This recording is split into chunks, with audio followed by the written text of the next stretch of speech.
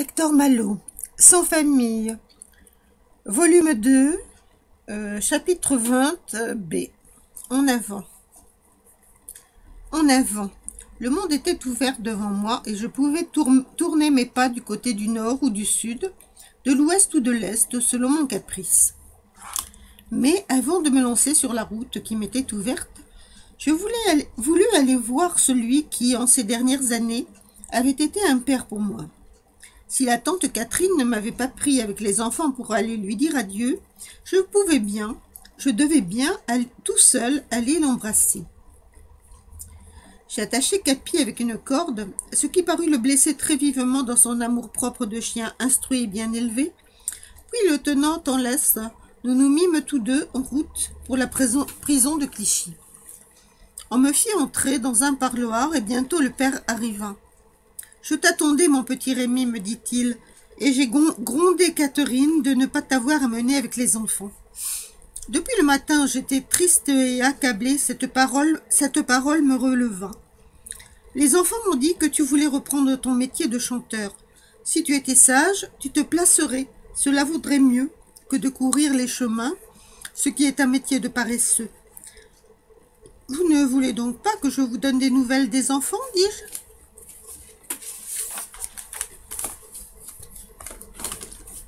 Ils m'ont parlé de cela, mais ce n'est pas à nous que je pense en t'engageant à renoncer à ta vie de musicien des rues. Il ne faut jamais penser à soi avant de penser aux autres.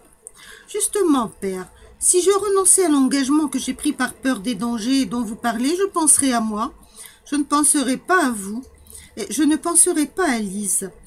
Il me regarda longuement, puis, me prenant les deux mains, « Tiens, garçon, il faut que je t'embrasse pour cette parole-là, tu as du cœur. Et c'est bien vrai que ce n'est pas l'âge qui le donne. » Le moment de nous séparer était venu. Le père fouilla dans la poche de son gilet et en tira une grosse montre en argent. « Voici ma montre, dit-il, je te la donne. Elle n'a pas grande valeur, car tu comprends que si elle en avait, j'aurais été obligé de la vendre. Elle ne marche pas très bien, mais c'est tout ce que je possède et je te la donne. » Quand je pense à cette séparation, ce que je retrouve, c'est le sentiment d'anéantissement qui me prit tout entier quand je fus dans la rue. Je crois que je restai longtemps, très longtemps devant la porte de la prison, et j'y serais peut-être demeuré jusqu'à la nuit, si ma main n'avait tout à coup, par hasard, rencontré dans ma poche un objet rond et dur. Je le palpai, ma montre. Instantanément, chagrin, inquiétude, angoisse, tout fut oublié. J'avais une montre à moi, et je la tirai de ma poche pour voir quelle heure il était. Midi. Cela n'avait aucune importance pour moi, mais je savais qu'il était midi. Ma montre me l'avait dit. Quelle affaire! Je m'étais si bien laissé emporter par la joie que je ne m'apercevais pas que Capi était presque aussi joyeux que moi. Enfin, ces jappements de plus en plus forts m'arrachèrent à mon rêve. « Que veux-tu, Capi » Il se dressa et posa sa patte contre ma montre. Il la regarda assez longtemps, comme s'il cherchait à se rappeler, puis, se mettant à frétiller de la queue, il aboya 12 fois. Il n'avait pas oublié. « Ah, comme nous allions gagner de l'argent avec cette montre. En avant !» Je donnai un dernier regard, un dernier adieu à la prison, derrière les murs de laquelle le pauvre père allait rester enfermé, tandis que moi, j'irais librement où je voudrais. Et nous partîmes. L'objet qui m'était le plus utile pour mon métier, c'était une carte de France, et j'avais décidé que j'en achèterais une. Je me dirigeais donc vers les quais, où enfin j'en trouvai une, si jaunie, que le marchand ne me la fit payer que 75 centimes. Maintenant, je pouvais sortir de Paris, ce que je me décidai à faire au plus vite. J'avais 2 routes à prendre, celle de Fontainebleau ou celle d'Orléans. En somme, l'une m'était tout aussi indifférente que l'autre, et le hasard fit que je choisis celle de Fontainebleau. Comme je suivais la rue Mouffetard, dont le nom que je venais de lire sur une plaque bleue m'avait rappelé tout un monde de souvenirs, il me sembla, en arrivant à l'église Saint-Médard, reconnaître dans un enfant appuyé contre le mur de l'église le petit Mathia. Je m'approchai. Il n'y avait pas à en douter, c'était lui. Il me reconnut aussi. car son visage pâle s'éclaira d'un sourire. « C'est vous, dit-il, qui êtes venu chez Garofoli avec le vieux à barbe blanche avant que j'entre à l'hôpital? »« Oui. »« Garofoli est toujours votre maître? »« Garofoli est en prison. On l'a arrêté parce qu'il avait fait mourir Orlando pour l'avoir trop battu. » Cela me fit plaisir de savoir Garofoli en prison, et pour la première fois j'eus la pensée que les prisons qui m'inspiraient tant d'horreur pouvaient être utiles. « Et les enfants, dis-je? »« Ah, je ne sais pas. Je ne sais pas quand Garofoli a été arrêté. Quand je suis sortie de l'hôpital, Garofoli a voulu se débarrasser de moi. Il m'a loué pour 2 ans payé d'avance au cirque Gassot. Vous connaissez le cirque Gassot? Non, eh bien ce n'est pas un grand cirque, mais c'est pourtant un cirque. J'y suis restée jusqu'à lundi dernier, et puis je suis venue rejoindre Garofoli, mais je n'ai trouvé personne. La maison était fermée, et un voisin m'a raconté ce que je viens de vous dire. Garofoli est en prison, alors je suis venue là, ne sachant où aller et ne sachant que faire. Je n'ai pas d'argent, je n'ai pas mangé depuis hier midi. Je n'étais pas riche, mais je l'étais assez pour ne pas laisser ce pauvre enfant mourir de faim. Je courus chez un boulanger et revins avec une miche de pain que je lui offris. Il se jeta dessus et la dévora. « Et maintenant, lui dis-je, que voulez-vous faire? J'allais tâcher de vendre mon violon quand vous m'avez parlé. Je l'aurais déjà vendu si cela ne me faisait pas du chagrin de m'en séparer. Et vous, que faites-vous maintenant? Je ne sais quel sentiment de vantardise enfantine m'inspira. Mais je suis chef de troupe, dis-je. Oh, si vous vouliez m'enrôler dans votre troupe, alors la sincérité me revint. Mais voilà toute ma troupe, dis-je en montrant Képi. Eh bien, qu'importe, nous serons 2. Ne m'abandonnez pas. Que voulez-vous que je devienne? Il ne me reste qu'à mourir de faim. Comment lui dire que je ne pouvais pas le prendre dans ma troupe? Avec moi, n'avait-il pas autant de chances de mourir de faim que tout seul? Ce fut ce que je lui expliquai, mais il ne voulut pas m'entendre. Non, dit-il, à 2, on ne meurt pas de faim, on se soutient, on s'aide. Celui qui donne à celui qui n'a pas, comme vous venez de le faire tout à l'heure. Ce mot trancha mes hésitations. Puisque je devais l'aider. Alors c'est entendu, lui dis-je. Au bout d'un quart d'heure, nous sortions de Paris. Sur la terre durcie, on marchait facilement. L'air était doux, le soleil d'avril brillait dans un ciel bleu sans nuages. Quelle différence avec la journée de neige où j'étais entrée dans ce Paris après lequel j'avais si longtemps aspiré, comme après la terre promise. Où allions-nous ainsi de ce pas délibéré? À vrai dire, je ne le savais pas trop, et même je ne le savais pas du tout. Devant nous, mais après. J'avais promis à Lise de voir ses frères et Étiennette avant elle, mais je n'avais pas pris d'engagement à propos de celui que je devais voir le premier. Une raison m'avait décidé à me diriger tout d'abord vers le sud. C'était le désir de voir Mère Barberin. Si, depuis longtemps, je n'ai pas parlé d'elle, il ne faut pas en conclure que je l'avais oubliée comme un ingrat. Je ne lui avais pas écrit depuis que j'étais séparée d'elle, mais d'une part, elle ne savait pas lire, et de l'autre, la peur de Barberin, une peur horrible, m'avait retenue. Si Barberin me retrouvait au moyen de ma lettre, s'il me reprenait, si de nouveau il me vendait à un autre Vitalis qui ne serait pas Vitalis, mais si je n'avais pas osé écrire à Mère Barberin, il me semblait qu'étant libre d'aller où je voulais, je pouvais tenter de la voir. Et même depuis que j'avais engagé Mathia dans ma troupe, je me disais que cela pouvait être assez facile. J'envoyais Mathia en avant, tandis que je restais prudemment en arrière. Il entrait chez Mère Barberin et la faisait causer, sous un prétexte quelconque si elle était seule. Elle venait m'avertir et je rentrais dans la maison, où s'était passée mon enfance, pour me jeter dans les bras de ma mère nourrice. Si au contraire Barberin était au pays, Mathias demandait à Mère Barberin de se rendre à un endroit désigné, et là je l'embrassais. Nous nous étions assis dans mon sac. J'avais pris ma carte que j'étalais sur l'herbe. Je fus assez longtemps à m'orienter, mais je me souvenant de la façon dont s'y prenait Vitalis, je finis par tracer mon itinéraire. Il était possible d'aller à Chavanon, et si nous avions un peu de chance, il était possible aussi de ne pas mourir de faim en route. « Qu'est-ce que c'est que cette chose-là » demanda Mathia. Je lui expliquai que c'était une carte et à quoi elle servait.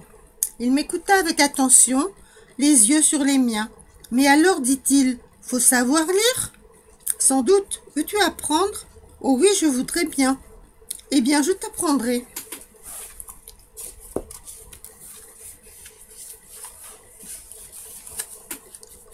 Comme j'avais débouclé mon sac, l'idée me vint de passer l'inspection de ce qu'il contenait, et j'étalai tout sur l'herbe. Mathia fut ébloui. « Et toi, qu'as-tu » lui demandai-je. « J'ai mon violon et ce que je porte sur moi. »« Eh bien, lui dis-je, nous partagerons, comme cela se doit, puisque nous sommes camarades. Tu auras 2 chemises, 2 paires de bas et 3 mouchoirs.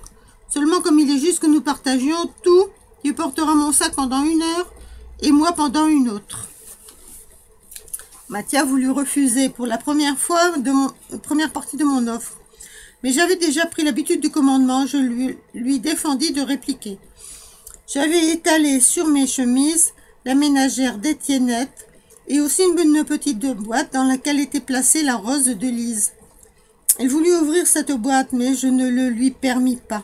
Je la remis dans mon sac sans même l'ouvrir. Depuis que j'avais repris ma peau de mouton et ma harpe, il y avait une chose qui me gênait beaucoup. C'était mon pantalon. Il me semblait qu'un artiste ne devait pas porter un pantalon long. Pour paraître en public, il fallait des culottes courtes avec des bas, sur lesquels s'entrecroisaient des rubans de couleur. J'ouvris la ménagère d'Étiennette et je pris ses ciseaux.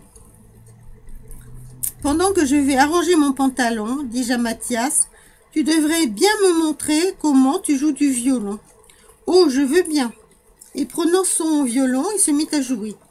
Pendant ce temps, j'enfonçais bravement la pointe de mes ciseaux dans mon pantalon. Mais bientôt, je cessai de faire fonctionner mes ciseaux, je fus toute oreille. Mathia jouait presque aussi bien que Vitalis. « Et qui donc t'a appris le violon ?» lui dis-je en l'applaudissant. « Personne, un peu tout le monde et surtout moi tout seul en travaillant. »« Et qui t'a enseigné la musique ?»« Je ne la sais pas, je joue ce que j'ai entendu jouer. Je te l'enseignerai, moi. Tu sais donc tout ? Il faut bien puisque je suis chef de troupe. » Mais il fallait, après avoir fait de la musique pour notre plaisir, en faire pour notre souper et pour notre coucher. Je bouclai mon sac et Mathia, à son tour, le mit sur ses épaules et en avant sur la route poudreuse. Maintenant, il fallait s'arrêter au premier village et donner une représentation. Début de la troupe Rémi. « Apprends-moi ta chanson, dit Mathia. Nous la chanterons ensemble et je pense que je pourrai bientôt t'accompagner sur mon violon. Ce sera très joli. » Nous passâmes devant la grande porte d'une ferme dont la cour était pleine de gens endimanchés qui portaient tous des bouquets noués avec des flots de rubans. C'était une noce. L'idée me vint que ces gens seraient peut-être satisfaits d'avoir des musiciens pour les faire danser. Et aussitôt, j'entrai dans la cour suivi de Mathia et de Capi.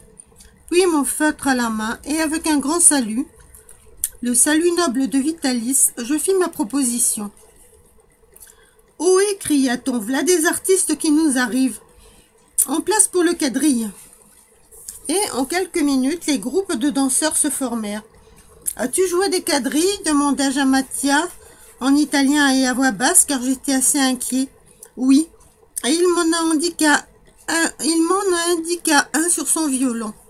Le hasard permit que je le connusse, nous étions sauvés. « Un de vous sait-il jouer du cornet à piston ?» nous demanda le gros rougeau. « Oui, moi, dit Mathias, mais je n'en ai pas. Je vais aller vous en chercher un, parce que le violon c'est joli, mais c'est fadasse. »« Tu joues donc aussi du cornet à piston ?» demandai-je à Mathia en parlant toujours italien. « Et de la trompette à coulisses, et de la flûte, et de tout ce qui se joue. » Décidément, il était précieux, Mathia. Bientôt le cornet à piston fut apporté, nous le recommençâmes à jouer des quadrilles, des polkas, des valses. Nous jouâmes ainsi jusqu'à la nuit, sans que les danseurs nous laissassent respirer.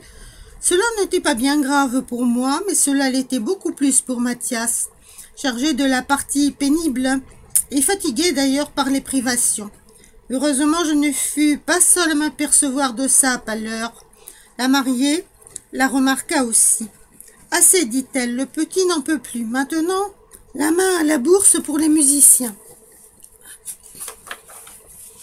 « Si vous voulez, dis-je, je ferai faire la quête par notre caissier. » Et je jetai mon chapeau à Capi, qui le prit dans sa gueule.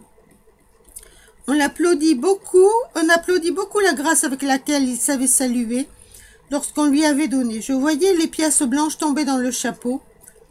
Le marié mit la dernière, et ce fut une pièce de 5 francs. Quelle fortune! Ce ne fut pas tout. On nous invita à manger à la cuisine, et on nous donna à coucher dans une grange. Le lendemain, quand nous quittâmes cette maison hospitalière, nous avions un capital de 28 francs. « C'est à toi que nous les devons, mon petit Mathias, dis-je à mon camarade. Tout seul, je n'aurais pas formé un orchestre. » Et alors le souvenir d'une parole dite par le père Aquin, quand j'avais commencé à donner des leçons à Lise, me revint à la mémoire. « J'aurais pu faire une plus grande bêtise que de te prendre. » Avec 28 francs dans notre poche, nous étions des grands seigneurs. Et lorsque nous arrivâmes à Corbeil, je pus, sans trop d'imprudence, me livrer à quelques acquisitions que je jugeais indispensables. D'abord un cornet à piston qui me coûta 3 francs chez un marchand de ferraille. Pour cette somme, il n'était ni neuf ni beau, mais enfin, récuré et soigné, il ferait notre affaire. Puis ensuite des rubans rouges pour nos bas, et enfin un vieux sac de soldat pour Mathias. Quand nous quittâmes Corbeil, nous étions vraiment en bon état. Nous avions toutes nos acquisitions payées, 30 francs dans notre bourse, car nos représentations avaient été fructueuses. Notre répertoire était réglé de telle sorte que nous pouvions rester plusieurs jours dans le même pays, sans trop nous répéter. Enfin, nous nous entendions si bien, Mathias et moi, que nous étions déjà ensemble comme 2 frères. Cette situation prospère m'inspira des idées ambitieuses. Aller chez Mère Barberin pour l'embrasser, c'était m'acquitter de ma dette de reconnaissance envers elle, mais c'était m'en acquitter bien petitement et à trop bon marché, si je ne lui portais quelque chose. Maintenant que j'étais riche, je lui devais un cadeau. Quel cadeau faire? Il y en avait un qui plus que tout la rendrait heureuse, mais seulement dans l'heure présente, mais pour toute sa vieillesse, une vache qui remplaça la pauvre Roussette. Quelle joie pour Mère Barberin si je pouvais lui donner une vache, et aussi, quelle joie pour moi. Avant d'arriver à Chavanon, j'achetais une vache et Mathias la conduisait par la longe, la faisait entrer dans la cour et Mère Barberin, bien entendu, Barberin n'était pas là. Mais Mère Barberin disait « Mathias, voilà une vache que je vous amène. » Disait Mathias « Voici une vache que je vous amène. » « Une vache? Vous vous trompez, mon garçon. »« Non, madame, vous êtes bien Madame Barberin de Chavanon. » « Eh bien, c'est chez Madame Barberin que le prince, comme dans les contes de fées, m'a dit de conduire cette vache qu'il vous offre. » « Quel prince? » Alors je paraissais, je me jetais dans les bras de Mère Barberin.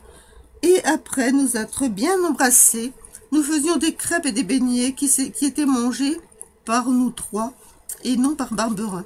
Quel beau rêve, seulement pour le réaliser. Il fallait pouvoir acheter une vache. Combien cela coûtait-il une vache? Et je n'en avais aucune idée.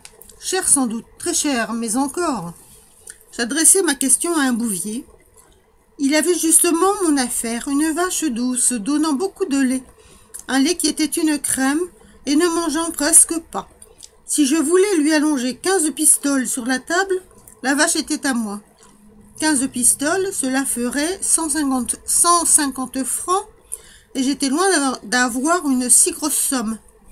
Était-il impossible de la gagner? Il me semblait que non, seulement il faudrait du temps.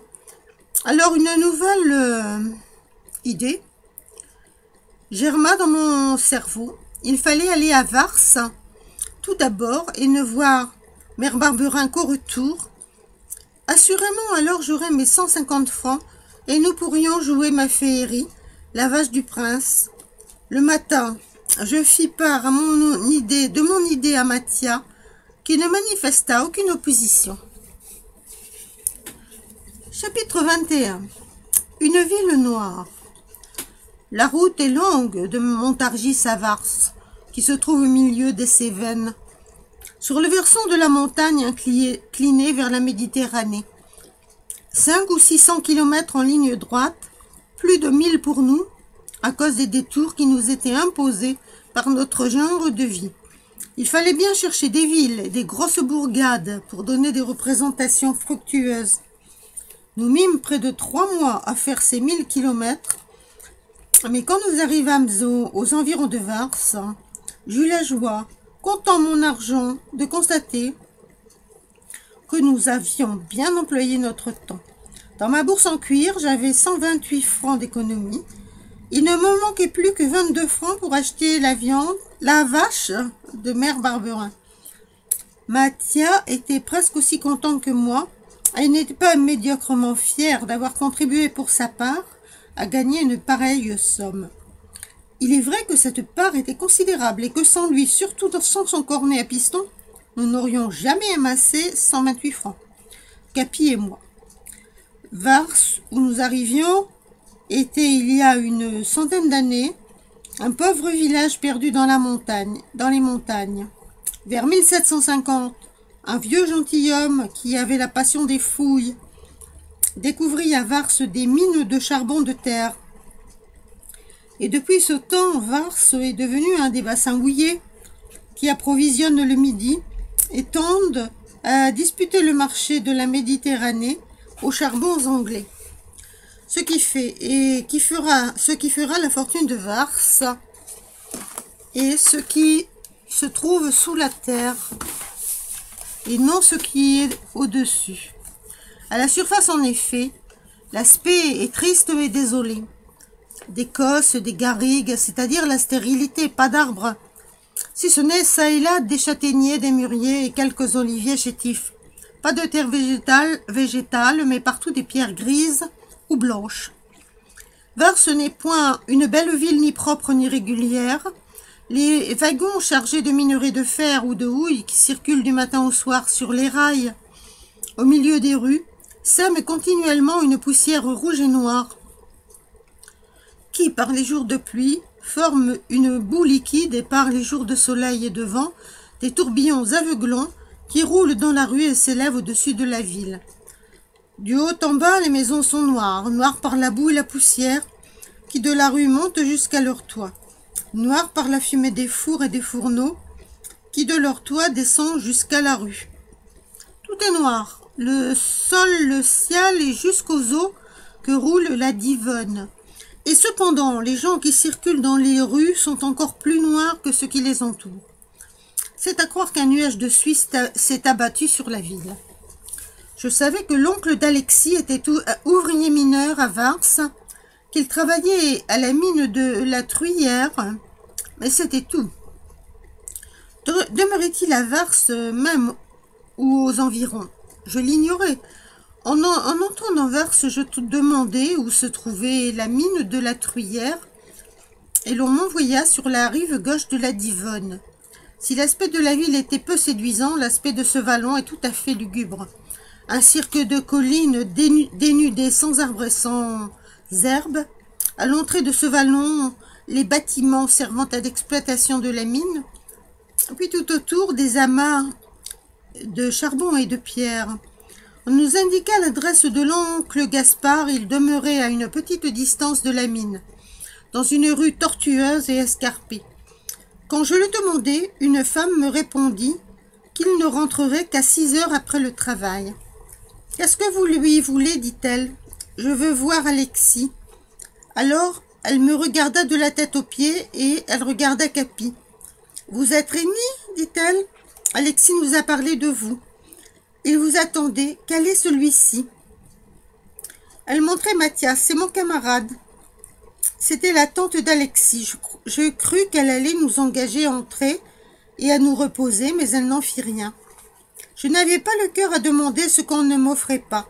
Je la remerciai de sa réponse et nous allâmes par la ville à la recherche d'un boulanger, car nous avions grand faim. La façon dont nous avions été accueillis ne m'engageant pas à revenir à la maison, nous allâmes un peu vers 6 heures attendre Alexis à la sortie de la mine. L'exploitation des mines de la Truyère se fait par 3 puits qui ne servent point à la descente ou au remontage des ouvriers dans les travaux. Cette descente et ce remontage se font par une galerie qui débouche à côté de la lampisterie et aboutit au premier niveau de l'exploitation. Prévenu que c'était par cette galerie que devaient sortir les ouvriers, je me postai avec Mathias et Capi devant son ouverture et quelques minutes après 6 heures, je commençais à apercevoir dans les profondeurs sombres de la galerie de petits points lumineux. C'étaient les mineurs qui, la lampe à la main, remontaient au jour, leur travail fini.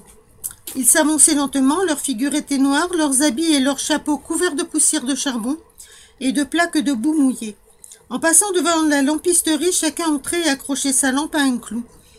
Bien qu'attentif, je ne vis point Alexis sortir, et s'il ne m'avait pas sauté au cou, je l'aurais laissé passer sans le reconnaître, tant il ressemblait peu, maintenant noir des pieds à la tête, aux camarades qui autrefois couraient dans les sentiers de notre jardin. « C'est Rémi, dit-il en se tournant vers un homme d'une 40aine d'années qui marchait près de lui et qui avait une bonne figure, franche comme celle du père Aquin. Je compris que c'était l'oncle Gaspard. « Nous t'attendions depuis longtemps, déjà, me dit-il avec bonhomie. » Capi, heureux de retrouver Alexis, lui témoignait sa joie en tirant sur la manche de sa veste à pleines dents. Pendant ce temps, j'expliquais à l'oncle Gaspard que Mathias était mon camarade et mon associé, un bon garçon qui jouait du cornet à piston comme personne. Autant je m'étais senti gêné devant la tante de Gaspard, autant je me trouvais à mon aise avec l'oncle. Décidément, c'était bien le digne frère du père. Causez ensemble, garçon, vous devez en avoir long à vous dire. Pour moi, je vais causer avec ce jeune homme qui joue si bien du cornet à piston. Alexis voulait savoir comment s'était fait mon voyage, et moi, de mon côté, j'étais pressé d'apprendre comment il s'habituait à sa nouvelle vie. Si bien qu'occupés tous les deux à nous interroger, nous ne pensions pas à nous répondre. Lorsque nous fûmes près d'arriver, l'oncle Gaspard se rapprocha de nous. « Garçon, dit-il, vous allez souper avec nous. » Jamais invitation ne me fit plus grand plaisir, car je me demandais si, arrivé à la porte, il ne me faudrait pas nous séparer. « Voilà, Rémi, dit-il en entrant dans la maison, et son ami, ils vont souper avec nous. » La soirée et une bonne partie de la nuit ne furent point employées par Alexis et par moi à dormir. L'oncle Gaspard était piqueur, c'est-à-dire qu'au moyen d'un pic, il abattait le charbon dans la mine.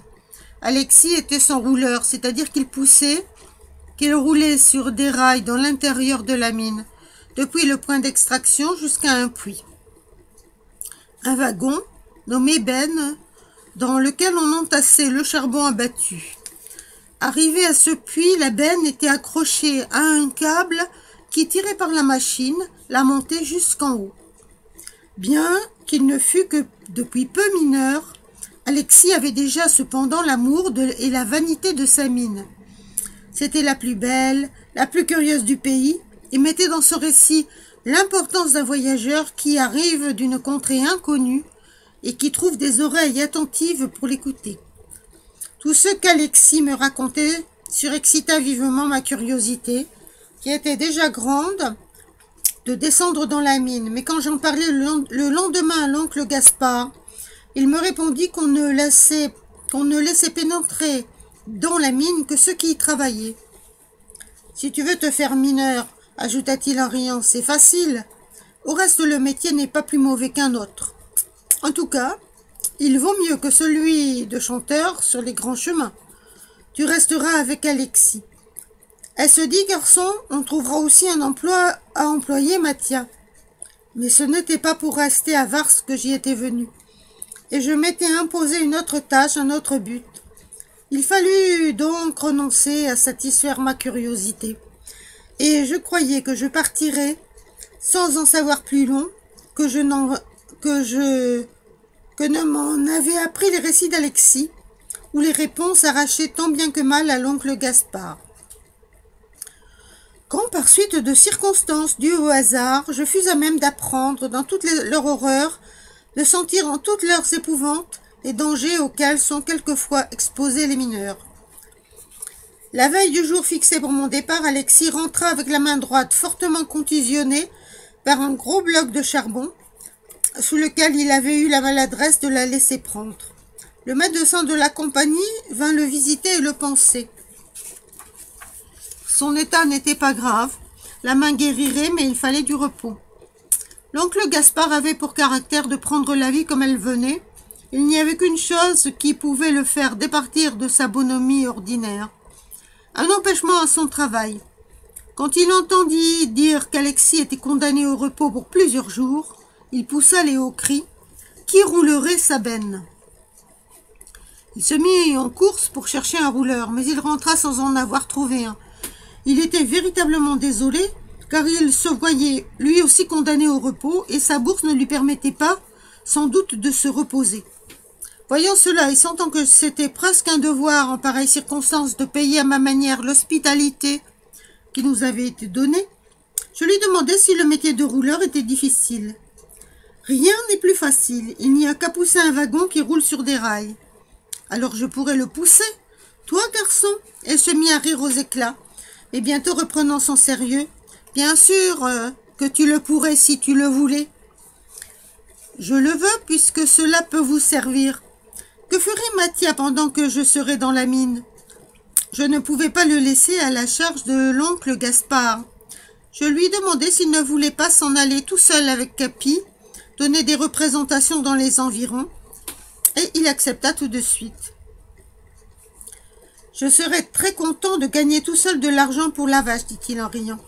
Depuis 3 mois, depuis que nous étions ensemble et qu'il vivait en plein air, Mathia ne ressemblait plus au pauvre enfant chétif et chagrin que j'avais rencontré contre l'église de Saint-Médard, mourant de faim, et encore moins à l'avorton que j'avais vu pour la première fois dans le grenier de Garofoli. Il n'était plus chagrin, il n'était même pas chétif, c'était le grenier de la rue de l'Oursine qui l'avait rendu triste. Le soleil et le plein air, en lui donnant la santé, lui avaient donné la gaieté. Pendant notre voyage, il avait été la bonne humeur et le rire, prenant tout par le bon côté, s'amusant de tout, heureux d'un rien, tournant au bon ce qui était mauvais. Que serais-je devenu sans lui? Combien de fois la fatigue et la mélancolie ne m'eussent-elles pas accablé? Mathia et moi, nous ne nous ressemblions guère, ce qui fait que nous nous accordions bien, même quand je le faisais travailler pour apprendre ses notes et pour apprendre à lire. La leçon de musique, il est vrai, avait toujours marché facilement. Mais pour la lecture, il n'en avait pas été de même, et des difficultés auraient très bien pu s'élever entre nous, car je n'avais ni la patience, ni l'indulgence de ceux qui ont l'habitude de l'enseignement. Cependant, ces difficultés ne surgirent jamais, et même quand je fus injuste, ce qui m'arriva plus d'une fois, Mathia ne se fâcha point. Il fut donc entendu que pendant que je descendrais le lendemain dans la mine, Mathia s'en irait donner des représentations musicales et dramatiques, de manière à augmenter notre fortune, et Capi, à qui j'expliquai cet arrangement, parut le comprendre. Le lendemain matin, on me donna les vêtements de travail d'Alexis. Après avoir une dernière fois recommandé à Mathia et à Capi d'être bien sages dans leur expédition, je suivis l'oncle Gaspard. « Attention, dit-il en me remettant ma lampe, marche dans mes pas, et en descendant les échelles, ne lâche jamais un échelon sans auparavant en tenir bien un autre. »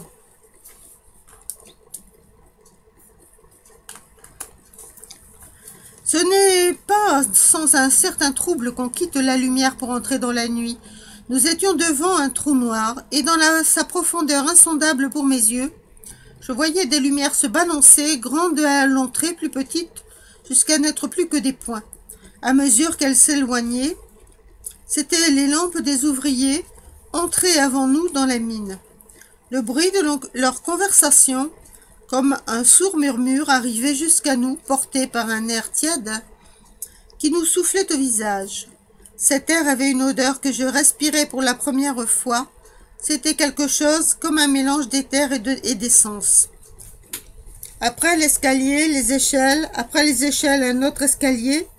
Nous voilà au premier niveau, dit l'oncle. Sur le sol étaient des rails de chemin de fer, et le long de la galerie coulait un petit ruisseau. Ce ruisseau se réunit à d'autres qui vont tous tomber dans un puisard. Cela fait 1000 ou 1200 mètres d'eau que la machine doit jeter tous les jours dans la Divonne. Si elle s'arrêtait, la mine ne tarderait pas à être inondée.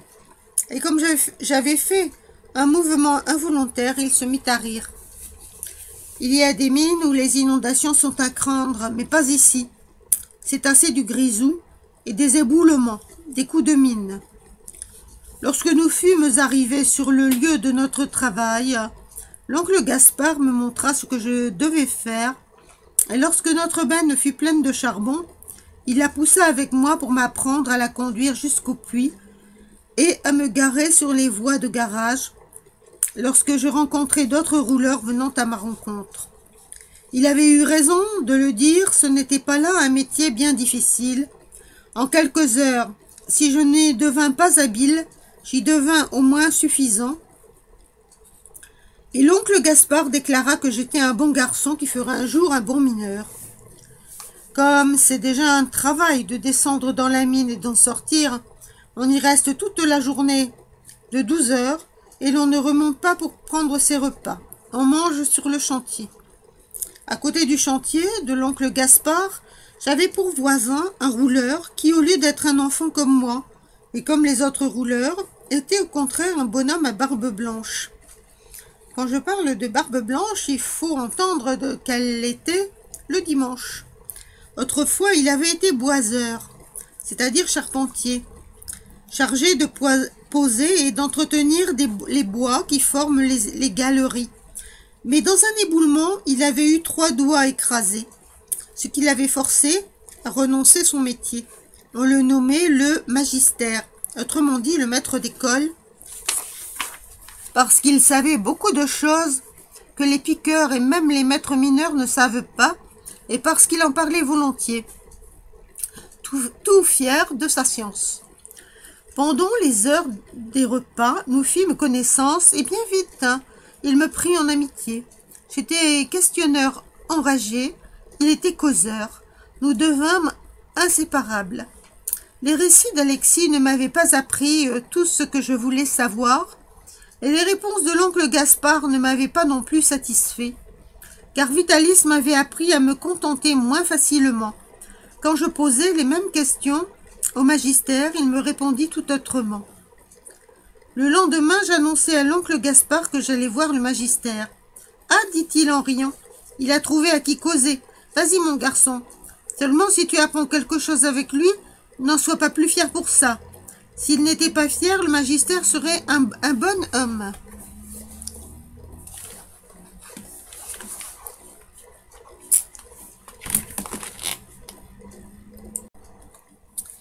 Hector Malot, Sans famille, volume 2, chapitre 20, B. En avant. En avant. Le monde était ouvert devant moi et je pouvais tourner mes pas du côté du nord ou du sud, de l'ouest ou de l'est, selon mon caprice. Mais avant de me lancer sur la route qui m'était ouverte, je voulus aller voir celui qui, en ces dernières années, avait été un père pour moi. Si la tante Catherine ne m'avait pas pris avec les enfants pour aller lui dire adieu, je devais bien tout seul aller l'embrasser. J'attachai Capi avec une corde, ce qui parut le blesser très vivement dans son amour-propre de chien instruit et bien élevé, Puis le tenant en laisse. Nous nous mîmes tous deux en route pour la prison de Clichy. On me fit entrer dans un parloir et bientôt le père arriva. « Je t'attendais, mon petit Rémi, me dit-il, et j'ai grondé Catherine de ne pas t'avoir amené avec les enfants. Depuis le matin, j'étais triste et accablée, cette parole me releva. Les enfants m'ont dit que tu voulais reprendre ton métier de chanteur. Si tu étais sage, tu te placerais. Cela vaudrait mieux que de courir les chemins, ce qui est un métier de paresseux. Vous ne voulez donc pas que je vous donne des nouvelles des enfants, dis-je.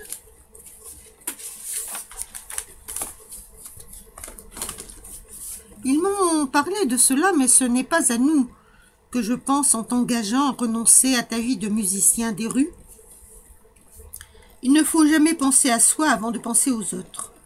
Justement, père, si je renonçais à l'engagement que j'ai pris par peur des dangers dont vous parlez, je penserais à moi, je ne penserais pas à vous, et je ne penserais pas à Lise. Il me regarda longuement, puis me prenant les deux mains, « Tiens, garçon, il faut que je t'embrasse pour cette parole-là, tu as du cœur. Et c'est bien vrai que ce n'est pas l'âge qui le donne. » Le moment de nous séparer était venu. Le père fouilla dans la poche de son gilet et en tira une grosse montre en argent. « Voici ma montre, dit-il, je te la donne. Elle n'a pas grande valeur, car tu comprends que si elle en avait, j'aurais été obligé de la vendre. Elle ne marche pas très bien, mais c'est tout ce que je possède et je te la donne. » Quand je pense à cette séparation, ce que je retrouve, c'est le sentiment d'anéantissement qui me prit tout entier quand je fus dans la rue. Je crois que je restai longtemps, très longtemps devant la porte de la prison, et j'y serais peut-être demeuré jusqu'à la nuit, si ma main n'avait tout à coup, par hasard, rencontré dans ma poche un objet rond et dur. Je le palpai, ma montre. Instantanément, chagrin, inquiétude, angoisse, tout fut oublié. J'avais une montre à moi, et je la tirai de ma poche pour voir quelle heure il était. Midi. Cela n'avait aucune importance pour moi, mais je savais qu'il était midi. Ma montre me l'avait dit. Quelle affaire! Je m'étais si bien laissé emporter par la joie que je ne m'apercevais pas que Capi était presque aussi joyeux que moi. Enfin, ces jappements de plus en plus forts m'arrachèrent à mon rêve. « Que veux-tu, Capi » Il se dressa et posa sa patte contre ma montre. Il la regarda assez longtemps, comme s'il cherchait à se rappeler, puis, se mettant à frétiller de la queue, il aboya 12 fois. Il n'avait pas oublié. « Ah, comme nous allions gagner de l'argent avec cette montre. En avant !» Je donnai un dernier regard, un dernier adieu à la prison, derrière les murs de laquelle le pauvre père allait rester enfermé, tandis que moi, j'irais librement où je voudrais. Et nous partîmes. L'objet qui m'était le plus utile pour mon métier, c'était une carte de France, et j'avais décidé que j'en achèterais une. Je me dirigeais donc vers les quais, où enfin j'en trouvai une, si jaunie, que le marchand ne me la fit payer que 75 centimes. Maintenant, je pouvais sortir de Paris, ce que je me décidai à faire au plus vite. J'avais 2 routes à prendre, celle de Fontainebleau ou celle d'Orléans. En somme, l'une m'était tout aussi indifférente que l'autre, et le hasard fit que je choisis celle de Fontainebleau. Comme je suivais la rue Mouffetard, dont le nom que je venais de lire sur une plaque bleue m'avait rappelé tout un monde de souvenirs, il me sembla, en arrivant à l'église Saint-Médard, reconnaître dans un enfant appuyé contre le mur de l'église le petit Mathia. Je m'approchai. Il n'y avait pas à en douter, c'était lui. Il me reconnut aussi, car son visage pâle s'éclaira d'un sourire. « C'est vous, dit-il, qui êtes venu chez Garofoli avec le vieux à barbe blanche avant que j'entre à l'hôpital ?»« Oui. »« Garofoli est toujours votre maître ?»« Garofoli est en prison. On l'a arrêté parce qu'il avait fait mourir Orlando pour l'avoir trop battu. » Cela me fit plaisir de savoir Garofoli en prison, et pour la première fois j'eus la pensée que les prisons qui m'inspiraient tant d'horreur pouvaient être utiles. « Et les enfants, dis-je. »« Ah, je ne sais pas. Je ne sais pas quand Garofoli a été arrêté. Quand je suis sortie de l'hôpital, Garofoli a voulu se débarrasser de moi. Il m'a loué pour 2 ans payé d'avance au cirque Gassot. Vous connaissez le cirque Gassot? Non, eh bien ce n'est pas un grand cirque, mais c'est pourtant un cirque. J'y suis restée jusqu'à lundi dernier. Et puis je suis venue rejoindre Garofoli, mais je n'ai trouvé personne. La maison était fermée. Et un voisin m'a raconté ce que je viens de vous dire. Garofoli est en prison. Alors je suis venue là, ne sachant où aller et ne sachant que faire. Je n'ai pas d'argent, je n'ai pas mangé depuis hier midi. Je n'étais pas riche, mais je l'étais assez pour ne pas laisser ce pauvre enfant mourir de faim. Je courus chez un boulanger et revins avec une miche de pain que je lui offris. Il se jeta dessus et la dévora. Et maintenant, lui dis-je, que voulez-vous faire? J'allais tâcher de vendre mon violon quand vous m'avez parlé. Je l'aurais déjà vendu si cela ne me faisait pas du chagrin de m'en séparer. Et vous, que faites-vous maintenant? Je ne sais quel sentiment de vantardise enfantine m'inspira. Mais je suis chef de troupe, dis-je. Oh, si vous vouliez m'enrôler dans votre troupe, alors la sincérité me revint. Mais voilà toute ma troupe, dis-je en montrant Képi. Eh bien, qu'importe, nous serons 2. Ne m'abandonnez pas. Que voulez-vous que je devienne? Il ne me reste qu'à mourir de faim. Comment lui dire que je ne pouvais pas le prendre dans ma troupe? Avec moi, n'avait-il pas autant de chances de mourir de faim que tout seul? Ce fut ce que je lui expliquai, mais il ne voulut pas m'entendre. Non, dit-il, à 2, on ne meurt pas de faim, on se soutient, on s'aide.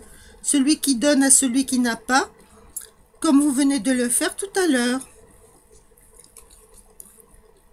Ce mot trancha mes hésitations. Puisque je devais l'aider. Alors c'est entendu, lui dis-je. Au bout d'un quart d'heure, nous sortions de Paris. Sur la terre durcie, on marchait facilement. L'air était doux, le soleil d'avril brillait dans un ciel bleu sans nuages. Quelle différence avec la journée de neige où j'étais entrée dans ce Paris après lequel j'avais si longtemps aspiré, comme après la terre promise. Où allions-nous ainsi de ce pas délibéré? À vrai dire, je ne le savais pas trop, et même je ne le savais pas du tout. Devant nous, mais après. J'avais promis à Lise de voir ses frères et Étiennette avant elle, mais je n'avais pas pris d'engagement à propos de celui que je devais voir le premier. Une raison m'avait décidé à me diriger tout d'abord vers le sud. C'était le désir de voir Mère Barberin. Si, depuis longtemps, je n'ai pas parlé d'elle, il ne faut pas en conclure que je l'avais oubliée comme un ingrat. Je ne lui avais pas écrit depuis que j'étais séparée d'elle, mais d'une part, elle ne savait pas lire, et de l'autre, la peur de Barberin, une peur horrible, m'avait retenue. Si Barberin me retrouvait au moyen de ma lettre, s'il me reprenait, si de nouveau il me vendait à un autre Vitalis qui ne serait pas Vitalis, mais si je n'avais pas osé écrire à Mère Barberin, il me semblait qu'étant libre d'aller où je voulais, je pouvais tenter de la voir. Et même depuis que j'avais engagé Mathia dans ma troupe, je me disais que cela pouvait être assez facile. J'envoyais Mathia en avant, tandis que je restais prudemment en arrière. Il entrait chez Mère Barberin et la faisait causer, sous un prétexte quelconque, si elle était seule. Elle venait m'avertir et je rentrais dans la maison, où s'était passée mon enfance, pour me jeter dans les bras de ma mère nourrice. Si au contraire Barberin était au pays, Mathias demandait à Mère Barberin de se rendre à un endroit désigné, et là je l'embrassais. Nous nous étions assis dans mon sac. J'avais pris ma carte que j'étalais sur l'herbe. Je fus assez longtemps à m'orienter, mais je me souvenant de la façon dont s'y prenait Vitalis, je finis par tracer mon itinéraire. Il était possible d'aller à Chavanon, et si nous avions un peu de chance, il était possible aussi de ne pas mourir de faim en route. « Qu'est-ce que c'est que cette chose-là » demanda Mathia. Je lui expliquai que c'était une carte et à quoi elle servait. Il m'écouta avec attention, les yeux sur les miens. « Mais alors, dit-il, faut savoir lire ?»« Sans doute. Veux-tu apprendre ?»« Oh oui, je voudrais bien. »« Eh bien, je t'apprendrai. »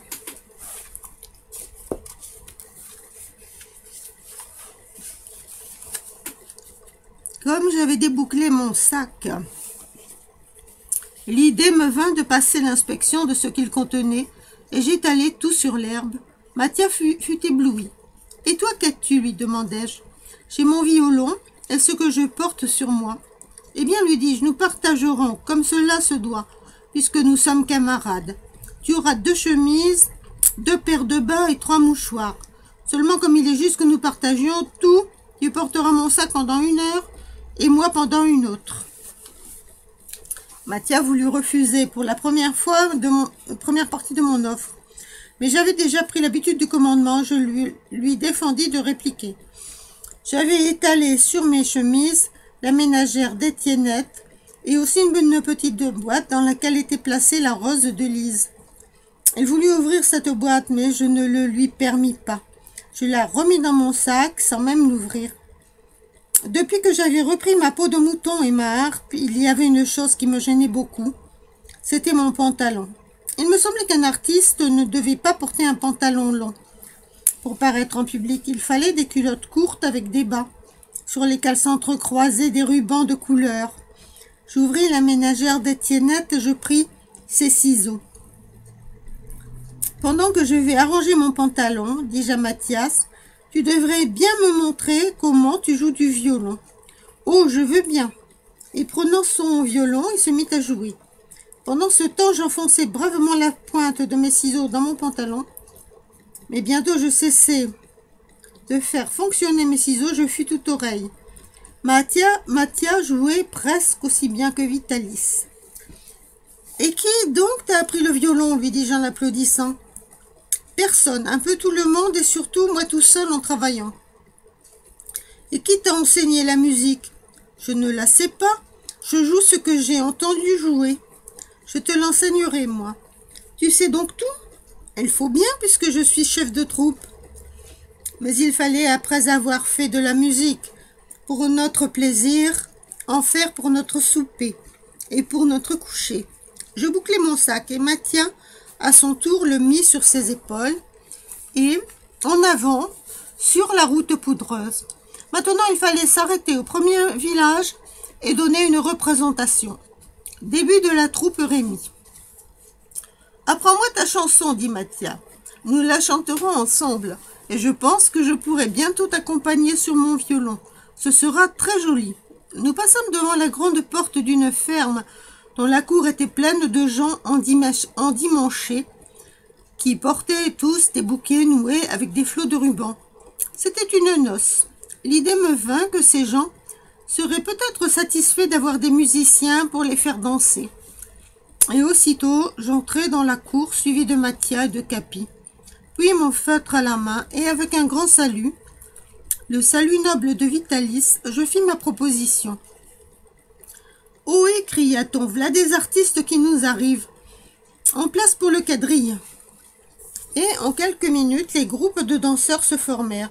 « As-tu joué des quadrilles ?» demandai-je à Mathia, en italien et à voix basse, car j'étais assez inquiet. « Oui. » Et il m'en indiqua un sur son violon. Le hasard permit que je le connusse, nous étions sauvés. « Un de vous sait-il jouer du cornet à piston ?» nous demanda le gros rougeau. « Oui, moi, dit Mathias, mais je n'en ai pas. Je vais aller vous en chercher un, parce que le violon c'est joli, mais c'est fadasse. »« Tu joues donc aussi du cornet à piston ?» demandai-je à Mathia en parlant toujours italien. « Et de la trompette à coulisses, et de la flûte, et de tout ce qui se joue. » Décidément, il était précieux, Mathia. Bientôt, le cornet à piston fut apporté, nous le recommençâmes à jouer des quadrilles, des polkas, des valses. Nous jouâmes ainsi jusqu'à la nuit, sans que les danseurs nous laissassent respirer.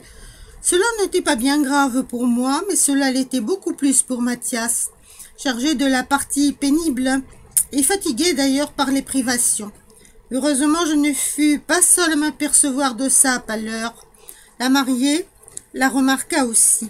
« Assez, dit-elle, le petit n'en peut plus. Maintenant, la main à la bourse pour les musiciens. »« Si vous voulez, dis-je, je ferai faire la quête par notre caissier. » Et je jetai mon chapeau à Capi, qui le prit dans sa gueule. On applaudit beaucoup la grâce avec laquelle il savait saluer lorsqu'on lui avait donné. Je voyais les pièces blanches tomber dans le chapeau. Le marié mit la dernière, et ce fut une pièce de 5 francs. Quelle fortune! Ce ne fut pas tout. On nous invita à manger à la cuisine, et on nous donna à coucher dans une grange. Le lendemain, quand nous quittâmes cette maison hospitalière, nous avions un capital de 28 francs. C'est à toi que nous les devons, mon petit Mathia, dis-je à mon camarade. Tout seul, je n'aurais pas formé un orchestre.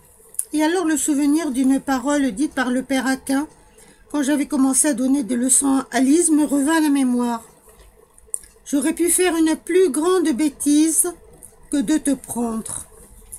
Avec 28 francs dans notre poche, nous étions des grands seigneurs. Et lorsque nous arrivâmes à Corbeil, je pus, sans trop d'imprudence, me livrer à quelques acquisitions que je jugeais indispensables. D'abord un cornet piston qui me coûta 3 francs chez un marchand de ferraille. Pour cette somme, il n'était ni neuf ni beau, mais enfin, récuré et soigné, il ferait notre affaire. Puis ensuite des rubans rouges pour nos bas, et enfin un vieux sac de soldat pour Mathia. Quand nous quittâmes Corbeil, nous étions vraiment en bon état. Nous avions toutes nos acquisitions payées, 30 francs dans notre bourse, car nos représentations avaient été fructueuses. Notre répertoire était réglé de telle sorte que nous pouvions rester plusieurs jours dans le même pays, sans trop nous répéter.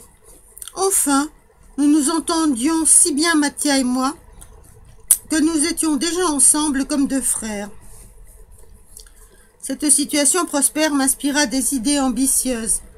Aller chez Mère Barberin pour l'embrasser, c'était m'acquitter de ma dette de reconnaissance envers elle, mais c'était m'en acquitter bien petitement et à trop bon marché, si je ne lui portais quelque chose. Maintenant que j'étais riche, je lui devais un cadeau. Quel cadeau faire? Il y en avait un qui plus que tout la rendrait heureuse, mais seulement dans leur présente, mais pour toute sa vieillesse,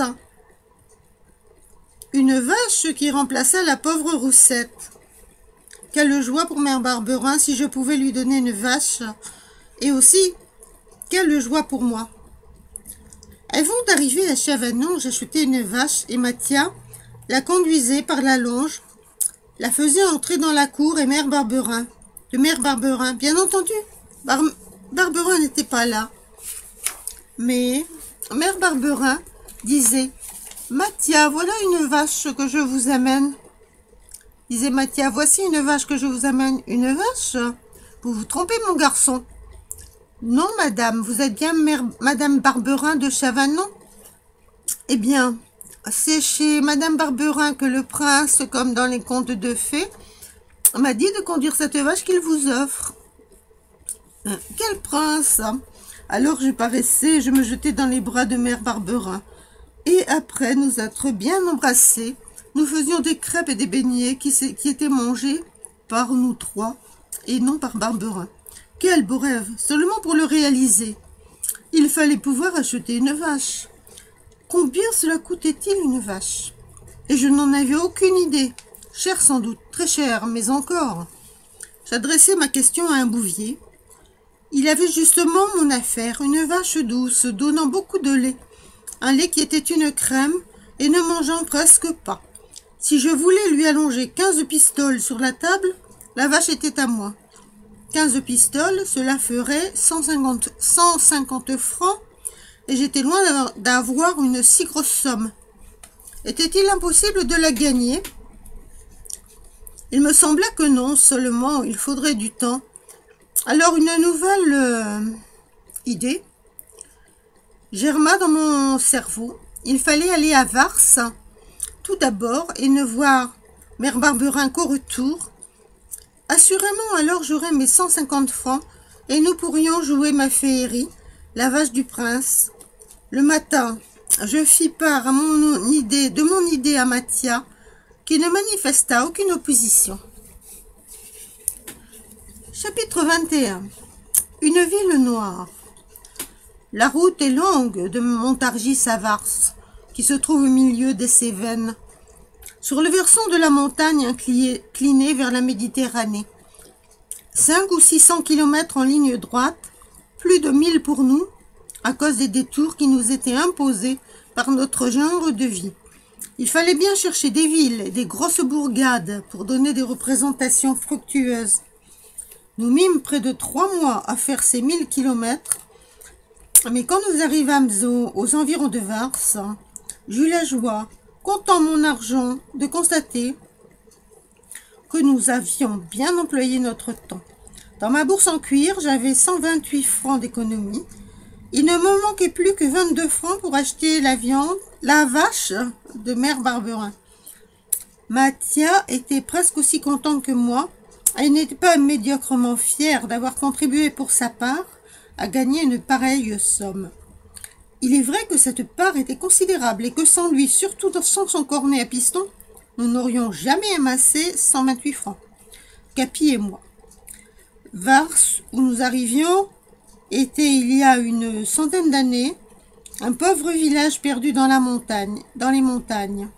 Vers 1750, un vieux gentilhomme qui avait la passion des fouilles découvrit à Vars des mines de charbon de terre. Et depuis ce temps, Vars est devenu un des bassins houillés qui approvisionnent le Midi et tendent à disputer le marché de la Méditerranée aux charbons anglais. Ce qui fera la fortune de Vars et ce qui se trouve sous la terre et non ce qui est au-dessus. À la surface, en effet, l'aspect est triste et désolé. Des cosses, des garrigues, c'est-à-dire la stérilité, pas d'arbres, si ce n'est ça et là des châtaigniers, des mûriers et quelques oliviers chétifs. Pas de terre végétale, mais partout des pierres grises ou blanches. Vars n'est point une belle ville ni propre ni régulière. Les wagons chargés de minerais de fer ou de houille qui circulent du matin au soir sur les rails au milieu des rues sèment continuellement une poussière rouge et noire qui, par les jours de pluie, forme une boue liquide et par les jours de soleil et de vent, des tourbillons aveuglants qui roulent dans la rue et s'élèvent au-dessus de la ville. Du haut en bas, les maisons sont noires, noires par la boue et la poussière qui de la rue montent jusqu'à leur toit, noires par la fumée des fours et des fourneaux qui de leur toit descend jusqu'à la rue. Tout est noir, le sol, le ciel et jusqu'aux eaux que roule la Divonne. Et cependant, les gens qui circulent dans les rues sont encore plus noirs que ceux qui les entourent. C'est à croire qu'un nuage de suie s'est abattu sur la ville. Je savais que l'oncle d'Alexis était ouvrier mineur à Vars, qu'il travaillait à la mine de la Truyère, mais c'était tout. Demeurait-il à Vars même ou aux environs? Je l'ignorais. En entrant dans Vars, je te demandai où se trouvait la mine de la Truyère, et l'on m'envoya sur la rive gauche de la Divonne. Si l'aspect de la ville était peu séduisant, l'aspect de ce vallon est tout à fait lugubre. Un cirque de collines dénudées sans arbres et sans herbes. À l'entrée de ce vallon, les bâtiments servant à l'exploitation de la mine, puis tout autour des amas de charbon et de pierre. On nous indiqua l'adresse de l'oncle Gaspard. Il demeurait à une petite distance de la mine, dans une rue tortueuse et escarpée. Quand je le demandai, une femme me répondit qu'il ne rentrerait qu'à 6 heures après le travail. « Qu'est-ce que vous lui voulez » dit-elle. « Je veux voir Alexis. » Alors, elle me regarda de la tête aux pieds et elle regarda Capi. « Vous êtes Rémi » dit-elle. « Alexis nous a parlé de vous. Il vous attendait. Quel est celui-ci » Elle montrait Mathias. « C'est mon camarade. » C'était la tante d'Alexis. Je crus qu'elle allait nous engager à entrer et à nous reposer, mais elle n'en fit rien. Je n'avais pas le cœur à demander ce qu'on ne m'offrait pas. Je la remerciai de sa réponse et nous allâmes par la ville à la recherche d'un boulanger, car nous avions grand faim. La façon dont nous avions été accueillis ne m'engageant pas à revenir à la maison, nous allâmes un peu vers 6 heures attendre Alexis à la sortie de la mine. L'exploitation des mines de la Truyère se fait par 3 puits qui ne servent point à la descente ou au remontage des ouvriers dans les travaux. Cette descente et ce remontage se font par une galerie qui débouche à côté de la lampisterie et aboutit au premier niveau de l'exploitation. Prévenu que c'était par cette galerie que devaient sortir les ouvriers, je me postais avec Mathia et Capi devant son ouverture et quelques minutes après 6 heures, je commençais à apercevoir dans les profondeurs sombres de la galerie de petits points lumineux. C'étaient les mineurs qui, la lampe à la main, remontaient au jour, leur travail fini.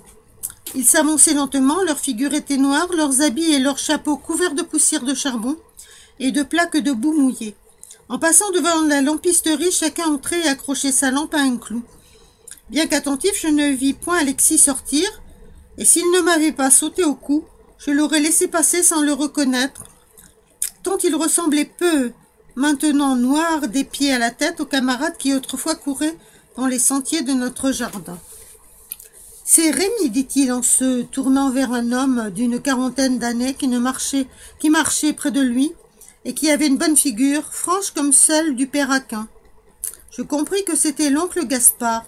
« Nous t'attendions depuis longtemps, déjà, me dit-il avec bonhomie. » Capi, heureux de retrouver Alexis, lui témoignait sa joie en tirant sur la manche de sa veste à pleines dents. Pendant ce temps, j'expliquais à l'oncle Gaspard que Mathia était mon camarade et mon associé, un bon garçon qui jouait du cornet à piston comme personne. Autant je m'étais senti gêné devant la tante de Gaspard, autant je me trouvais à mon aise avec l'oncle. Décidément, c'était bien le digne frère du père. Causez ensemble, garçon, vous devez en avoir long à vous dire. Pour moi, je vais causer avec ce jeune homme qui joue si bien du cornet à piston. Alexis voulait savoir comment s'était fait mon voyage, et moi, de mon côté, j'étais pressé d'apprendre comment il s'habituait à sa nouvelle vie. Si bien qu'occupés tous les deux à nous interroger, nous ne pensions pas à nous répondre. Lorsque nous fûmes près d'arriver, l'oncle Gaspard se rapprocha de nous. « Garçon, dit-il, vous allez souper avec nous. » Jamais invitation ne me fit plus grand plaisir, car je me demandais si, arrivé à la porte, il ne me faudrait pas nous séparer. « Voilà, Rémi, dit-il en entrant dans la maison, et son ami, ils vont souper avec nous. » La soirée et une bonne partie de la nuit ne furent point employées par Alexis et par moi à dormir. L'oncle Gaspard était piqueur, c'est-à-dire qu'au moyen d'un pic, il abattait le charbon dans la mine. Alexis était son rouleur, c'est-à-dire qu'il roulait sur des rails dans l'intérieur de la mine, depuis le point d'extraction jusqu'à un puits. Un wagon, nommé benne, dans lequel on entassait le charbon abattu. Arrivé à ce puits, la benne était accrochée à un câble qui, tiré par la machine, la montait jusqu'en haut. Bien qu'il ne fût que depuis peu mineur, Alexis avait déjà cependant l'amour et la vanité de sa mine. C'était la plus belle, la plus curieuse du pays, et mettait dans ce récit l'importance d'un voyageur qui arrive d'une contrée inconnue et qui trouve des oreilles attentives pour l'écouter. Tout ce qu'Alexis me racontait surexcita vivement ma curiosité, qui était déjà grande, de descendre dans la mine. Mais quand j'en parlais le lendemain à l'oncle Gaspard, il me répondit qu'on ne laissait pénétrer dans la mine que ceux qui y travaillaient. « Si tu veux te faire mineur, ajouta-t-il en riant, c'est facile. Au reste, le métier n'est pas plus mauvais qu'un autre. En tout cas, il vaut mieux que celui de chanteur sur les grands chemins. Tu resteras avec Alexis. Elle se dit, garçon, on trouvera aussi un emploi à employer Mathia. Mais ce n'était pas pour rester à Vars que j'y étais venu. Et je m'étais imposé une autre tâche, un autre but. Il fallut donc renoncer à satisfaire ma curiosité. Et je croyais que je partirais sans en savoir plus long que ne m'en avait appris les récits d'Alexis, ou les réponses arrachées tant bien que mal à l'oncle Gaspard. Quand, par suite de circonstances dues au hasard, je fus à même d'apprendre, dans toute leur horreur, de sentir en toutes leurs épouvantes les dangers auxquels sont quelquefois exposés les mineurs. La veille du jour fixé pour mon départ, Alexis rentra avec la main droite fortement contusionnée par un gros bloc de charbon sous lequel il avait eu la maladresse de la laisser prendre. Le médecin de la compagnie vint le visiter et le panser. Son état n'était pas grave, la main guérirait, mais il fallait du repos. L'oncle Gaspard avait pour caractère de prendre la vie comme elle venait. Il n'y avait qu'une chose qui pouvait le faire départir de sa bonhomie ordinaire. Un empêchement à son travail. Quand il entendit dire qu'Alexis était condamné au repos pour plusieurs jours, il poussa les hauts cris. Qui roulerait sa benne? Il se mit en course pour chercher un rouleur, mais il rentra sans en avoir trouvé un.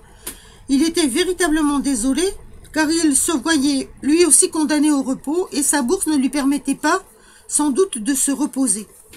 Voyant cela et sentant que c'était presque un devoir en pareille circonstance de payer à ma manière l'hospitalité qui nous avait été donnée, je lui demandai si le métier de rouleur était difficile. Rien n'est plus facile, il n'y a qu'à pousser un wagon qui roule sur des rails. Alors je pourrais le pousser, toi garçon. Elle se mit à rire aux éclats, et bientôt reprenant son sérieux, bien sûr que tu le pourrais si tu le voulais. Je le veux puisque cela peut vous servir. Que ferait Mathia pendant que je serai dans la mine? Je ne pouvais pas le laisser à la charge de l'oncle Gaspard. Je lui demandai s'il ne voulait pas s'en aller tout seul avec Capi, donner des représentations dans les environs, et il accepta tout de suite. Je serais très content de gagner tout seul de l'argent pour la vache, dit-il en riant. Depuis 3 mois, depuis que nous étions ensemble et qu'il vivait en plein air, Mathia ne ressemblait plus au pauvre enfant chétif et chagrin que j'avais rencontré contre l'église de Saint-Médard, mourant de faim, et encore moins à l'avorton que j'avais vu pour la première fois dans le grenier de Garofoli. Il n'était plus chagrin, il n'était même pas chétif, c'était le grenier de la rue de l'Oursine qui l'avait rendu triste. Le soleil et le plein air, en lui donnant la santé, lui avaient donné la gaieté. Pendant notre voyage, il avait été la bonne humeur et le rire, prenant tout par le bon côté, s'amusant de tout, heureux d'un rien, tournant au bon ce qui était mauvais. Que serais-je devenu sans lui? Combien de fois la fatigue et la mélancolie ne m'eussent-elles pas accablé? Mathia et moi, nous ne nous ressemblions guère, ce qui fait que nous nous accordions bien, même quand je le faisais travailler pour apprendre ses notes et pour apprendre à lire. La leçon de musique, il est vrai, avait toujours marché facilement. Mais pour la lecture, il n'en avait pas été de même, et des difficultés auraient très bien pu s'élever entre nous, car je n'avais ni la patience, ni l'indulgence de ceux qui ont l'habitude de l'enseignement. Cependant, ces difficultés ne surgirent jamais, et même quand je fus injuste, ce qui m'arriva plus d'une fois, Mathia ne se fâcha point. Il fut donc entendu que pendant que je descendrais le lendemain dans la mine, Mathia s'en irait donner des représentations musicales et dramatiques, de manière à augmenter notre fortune, et Capi, à qui j'expliquai cet arrangement, parut le comprendre. Le lendemain matin, on me donna les vêtements de travail d'Alexis. Après avoir une dernière fois recommandé à Mathia et à Capi d'être bien sages dans leur expédition, je suivis l'oncle Gaspard. « Attention, dit-il en me remettant ma lampe, marche dans mes pas, et en descendant les échelles, ne lâche jamais un échelon sans auparavant en tenir bien un autre. »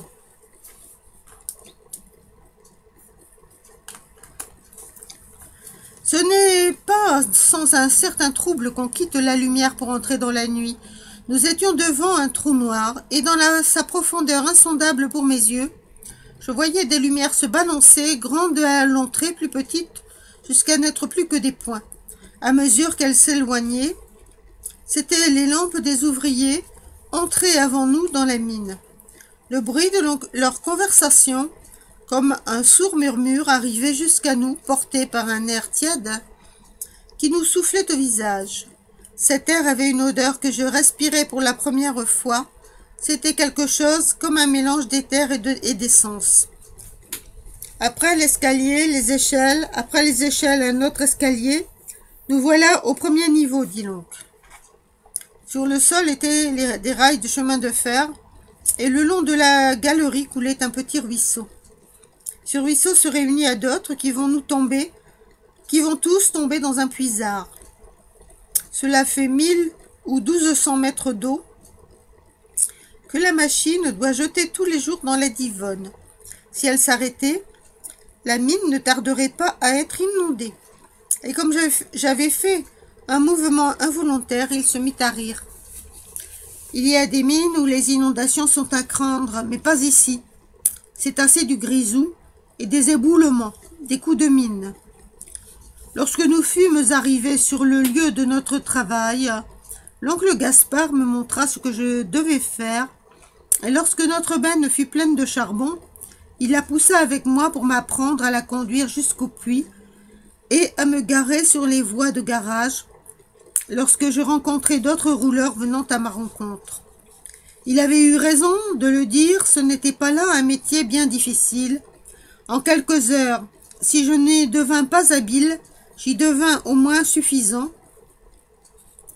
Et l'oncle Gaspard déclara que j'étais un bon garçon qui ferait un jour un bon mineur.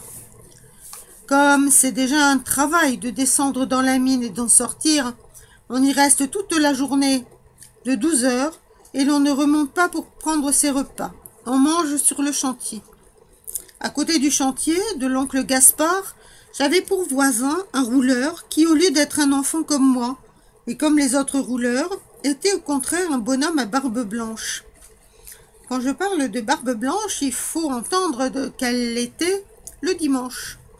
Autrefois, il avait été boiseur, c'est-à-dire charpentier, chargé de poser et d'entretenir les bois qui forment les galeries. Mais dans un éboulement, il avait eu 3 doigts écrasés, ce qui l'avait forcé à renoncer son métier.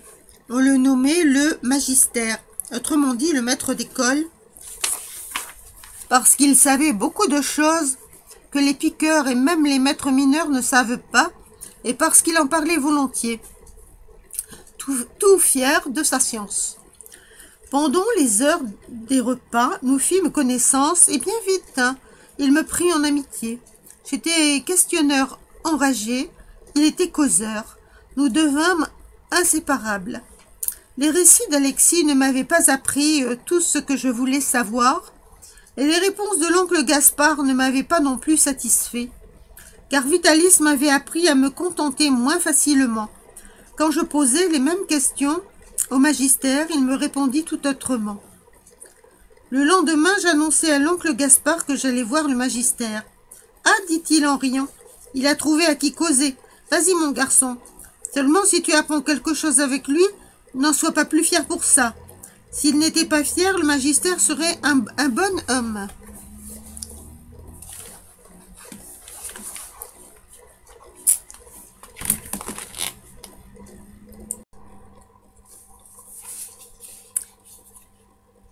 Hector Malot, Sans famille, volume 2, chapitre 22, l'inondation. Le lendemain matin, comme je venais de rouler ma benne pour la 3e fois, j'entendis du côté du puits un bruit formidable, un grondement épouvantable. Était-ce un éboulement, un effondrement général? Mon premier sentiment fut l'épouvante, et je pensai à me sauver en gagnant les échelles. Mais on s'était déjà moqué de moi si souvent pour mes frayeurs que la honte me fit rester. Tout à coup, un peloton de rats me passa entre les jambes en courant. Puis il me sembla entendre un frôlement étrange contre le sol et les parois de la galerie, avec un clapotement d'eau. Je pris ma lampe pour regarder et la baissai sur le sol. C'était bien l'eau. Elle venait du côté du puits, remontant les galeries. Ce bruit formidable était produit par une chute d'eau qui se précipitait dans la mine. Abandonnant ma benne sur les rails, je courus au chantier. « Oncle Gaspard, l'eau est dans la mine. » Mon accent était tellement ému que l'oncle Gaspard resta le pic suspendu pour écouter. Le même bruit continuait toujours plus fort, plus sinistre. Il n'y avait pas à s'y tromper, c'était l'eau qui se précipitait. « Cours vite, me cria-t-il, l'eau est dans la mine. » Je n'avais pas fait 10 pas que j'aperçus le magistère qui descendait aussi dans la galerie pour se rendre compte du bruit qui l'avait frappé. « L'eau dans la mine » cria l'oncle Gaspard. Le magistère se mit à courir avec nous, et tous trois nous crions en passant devant les chantiers. « Sauvez-vous, l'eau est dans la mine !» Le niveau de l'eau s'élevait avec une rapidité furieuse. Heureusement, nous n'étions pas très éloignés des échelles, sans quoi nous n'aurions jamais pu les atteindre. Le magistère y arriva le premier, mais il s'arrêta. « Montez d'abord, dit-il, moi je suis le plus vieux. » Nous n'étions pas dans des conditions à nous faire des politesses. L'oncle Gaspard passa le premier, je le suivis, et le magistère vint derrière, puis, à un assez long intervalle, quelques ouvriers qui nous avaient rejoints. Mais avant d'arriver au dernier échelon, un flot d'eau nous tomba sur la tête et noya nos lampes. « Tenez bon !» cria l'oncle Gaspard. Lui, le magistère et moi, nous nous cramponnâmes aux échelons pour résister, mais ceux qui venaient derrière nous furent entraînés. Arrivés au premier niveau, nous n'étions pas sauvés, car nous avions encore 50 mètres à franchir avant de sortir. Et l'eau était aussi dans cette galerie. Nous étions sans lumière, nos lampes éteintes. Mais au même instant parurent 7 ou 8 lampes qui accouraient vers nous. L'eau nous arrivait déjà aux genoux, sans nous baisser, nous la touchions de la main. Ce n'était pas une eau tranquille, mais un torrent qui entraînait tout sur son passage et faisait tournoyer des pièces de bois comme des plumes. Les hommes qui accouraient sur nous voulaient suivre la galerie et gagner ainsi les échelles qui se trouvaient près de là. Mais devant pareil torrent, c'était impossible. Comment résister à son impulsion et aux pièces de boisage qu'il charriait? Notre seul refuge, cria le magistère, est aux vieux travaux. Les vieux travaux étaient une partie de la mine abandonnée depuis longtemps et où personne n'allait, mais que le magistère lui-même, lui, avait souvent visité lorsqu'il était à la recherche de quelques curiosités. « Retournez sur vos pas, cria-t-il, et donnez-moi une lampe que je vous conduise. » D'ordinaire, quand il parlait, on lui riait au nez, ou bien on lui tournait le dos en haussant les épaules. Mais les plus forts avaient perdu leur force et, à la voix de ce vieux bonhomme, tous obéirent. Toutes les lampes lui furent tendues. Vivement, il en saisit une d'une main et m'entraînant de l'autre, il prit la tête de notre troupe. Comme nous allions dans le même sens que le courant, nous marchions assez vite. Je ne savais pas où nous allions, mais l'espérance m'était revenue. Après avoir suivi la galerie pendant quelques instants, il s'arrêta. « Nous n'aurions pas le temps. Nous n'aurons pas le temps, cria-t-il, l'eau monte trop vite. » En effet, elle nous gagnait à grands pas. Des genoux, elle m'était arrivée aux hanches, des hanches à la poitrine. « Il faut nous jeter dans une remontée, dit le magistère. » Et après, la remontée ne conduit nulle part. La remontée était en effet un cul-de-sac, mais le magistère à notre tête, nous nous y engageâmes.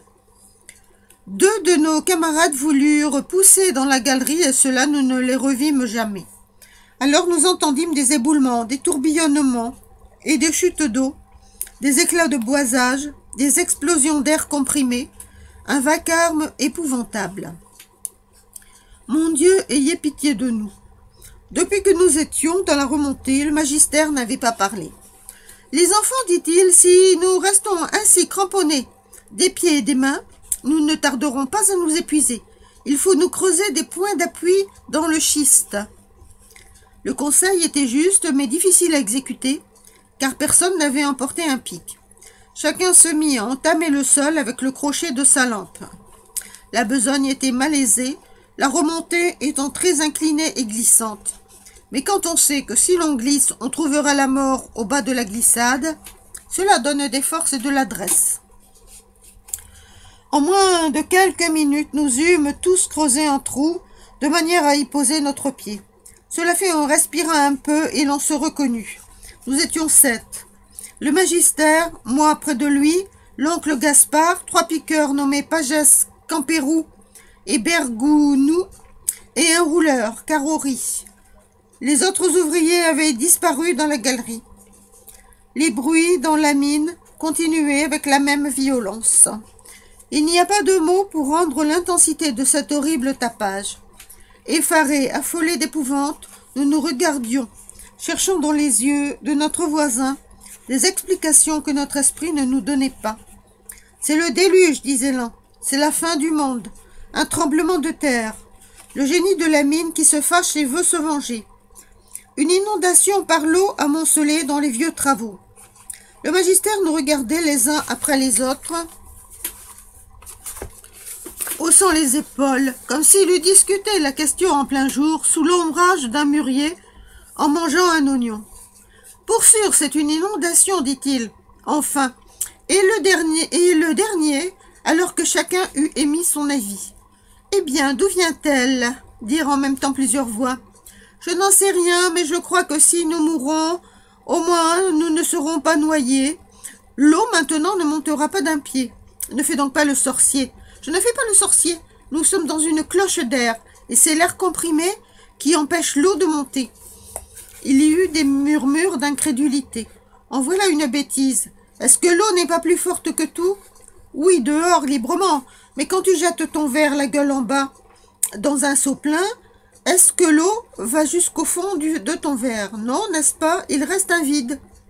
Eh bien, ce vide est maintenu par l'air. Ici, c'est la même chose. Nous sommes au fond du verre. L'eau ne viendra pas jusqu'à nous. Nous sommes donc sauvés, dit Carrory. Sauvés? Je n'ai pas dit ça. Ce qui nous sauve, c'est que la remontée étant fermée, l'air ne peut pas s'échapper. Mais c'est précisément ce qui nous perd en même temps. L'air ne peut pas sortir, il est emprisonné, mais nous aussi, nous sommes emprisonnés, nous ne pouvons pas sortir. Quand l'eau va baisser, va-t-elle baisser? Je n'en sais rien. Pour savoir ça, il faudrait savoir comment elle est venue. Et qui est-ce qui peut me le dire? Est-ce la Divonne qui a débordé jusqu'au puits? Est-ce un orage? Est-ce une source qui a crevé? Est-ce un tremblement de terre?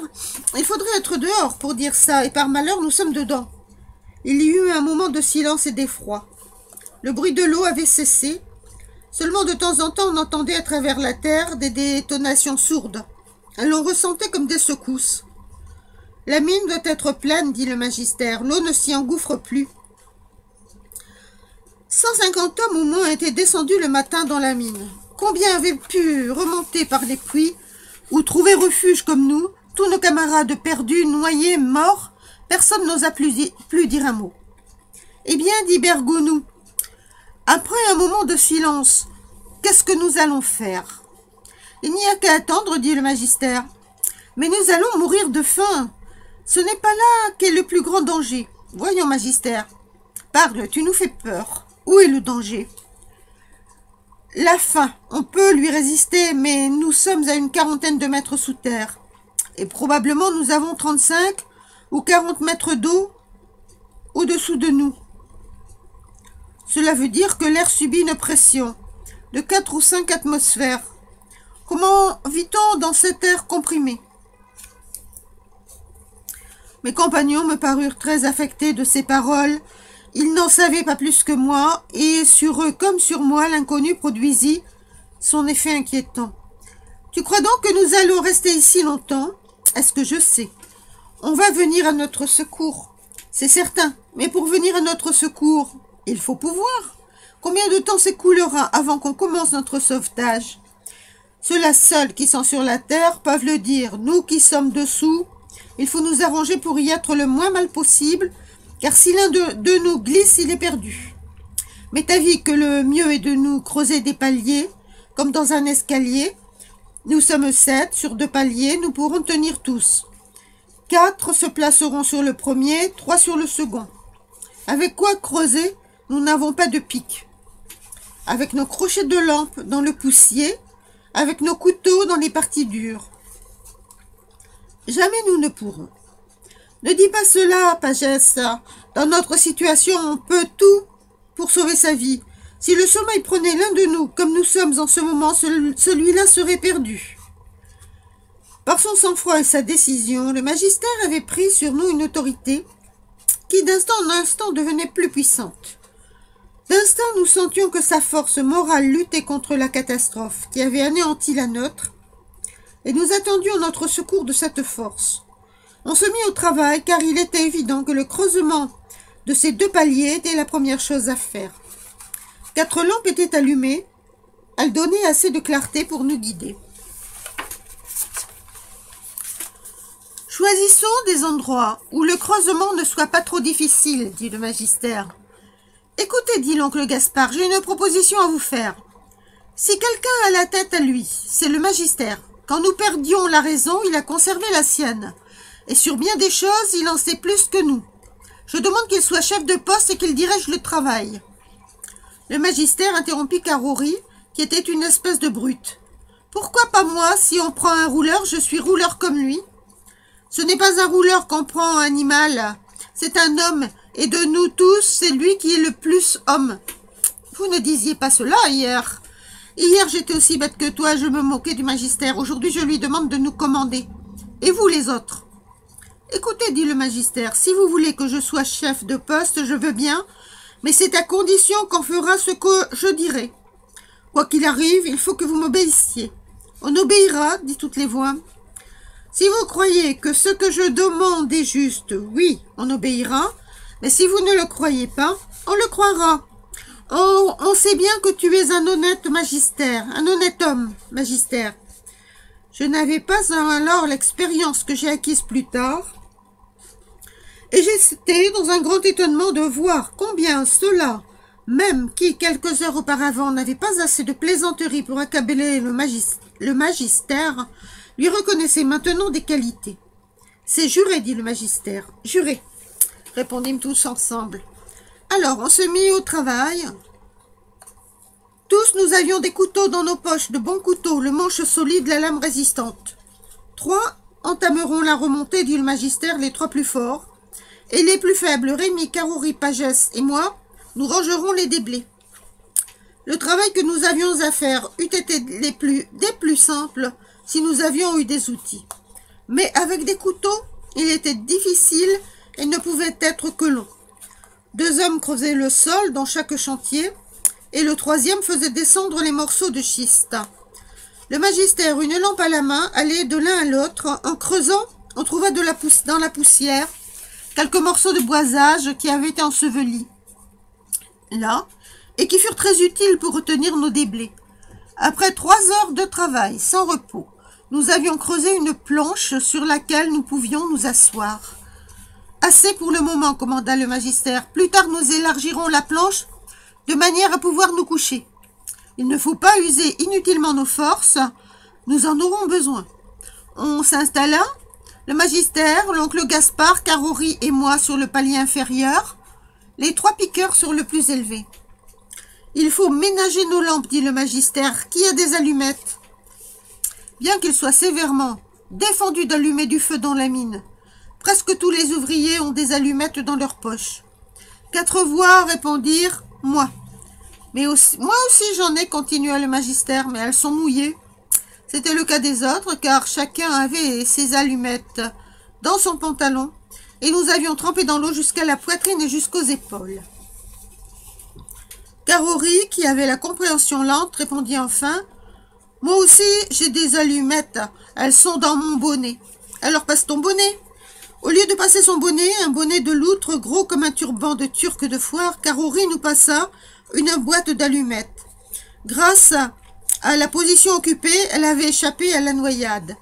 Maintenant, soufflez les lampes, commanda le magister. Une seule lampe resta allumée, qui éclaira à peine notre cage.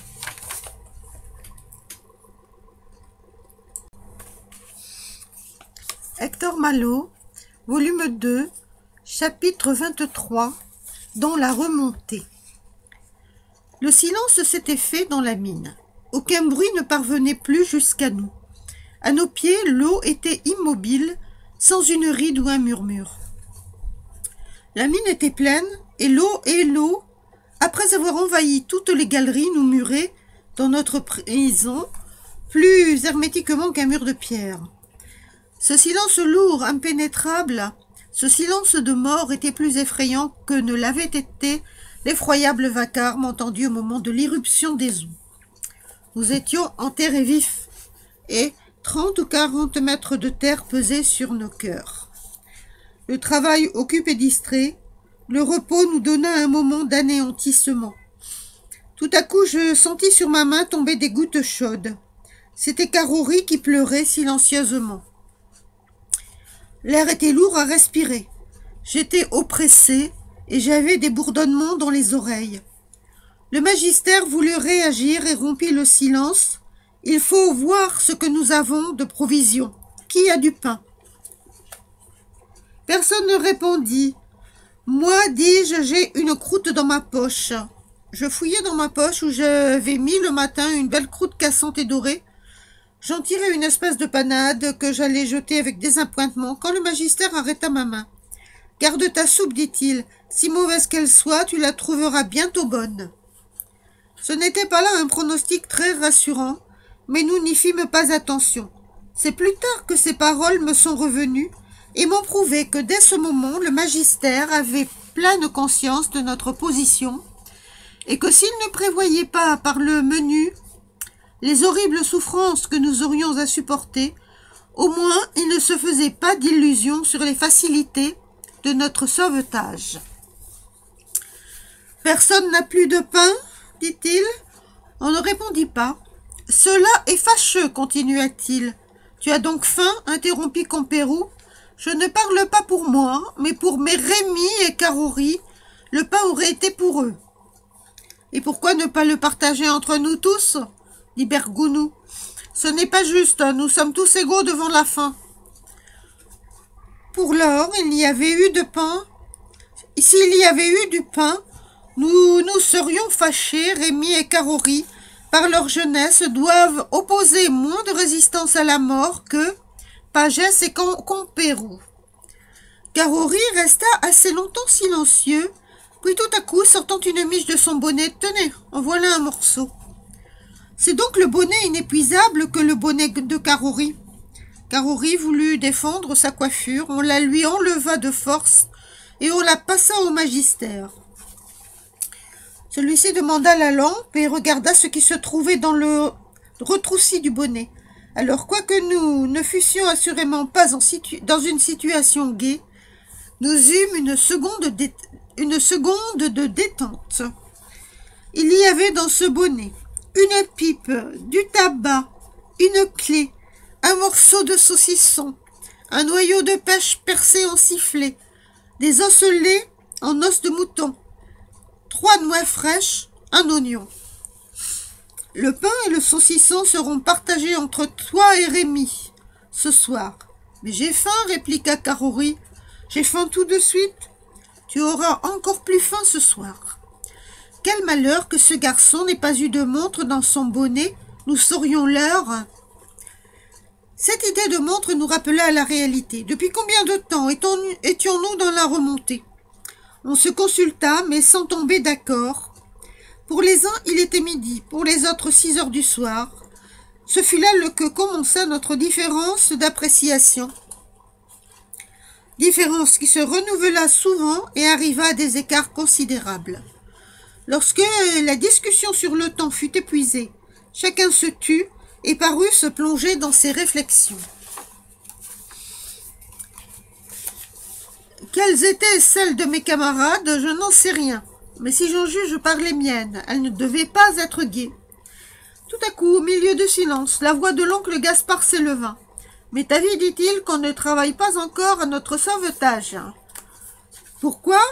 Nous n'entendons rien. Toute la ville est détruite, c'est un tremblement de terre. Ou bien on nous croit tous perdus. Alors nous sommes abandonnés ? Pourquoi pensez-vous cela ? Interrompit le magister. Vous savez bien que les mineurs ne s'abandonnent pas les uns les autres, hein, et que 20 hommes, 100 hommes se feraient plutôt tuer que de laisser un camarade sans secours. Il faut le temps d'organiser le sauvetage. Je ne dis pas que nous serons sauvés, mais je suis sûr qu'on travaille à nous sauver.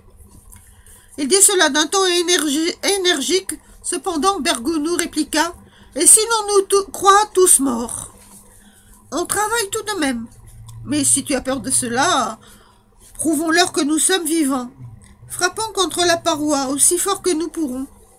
Vous savez comme le son se transmet à travers la terre. Si l'on nous entend, on saura qu'il faut se hâter, et notre bruit servira à diriger les recherches. » Sans attendre davantage, Bergounou, qui avait chaussé de grosses bottes, se mit à frapper avec force, comme pour le rappel des mineurs, et ce bruit, l'idée surtout qu'il éveillait en nous, nous tira de notre engourdissement. Allait-on nous entendre? Allait-on nous répondre? Voyons, Magister, dit l'oncle Gaspard, si l'on nous entend, c'est qu'on va faire pour venir à notre secours.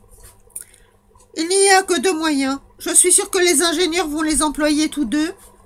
Percer des descentes pour venir à la rencontre de notre remontée et épuiser l'eau. Une discussion confuse s'engagea sur les moyens les meilleurs à employer, mais ce qui pour moi résulta de cette discussion, c'est qu'en supposant une réunion extraordinaire de circonstances favorables, nous devions rester au moins 8 jours dans notre sépulcre. 8 jours, lorsque cette idée se fut emparée de mon esprit, je n'entendis plus un seul mot de la conversation.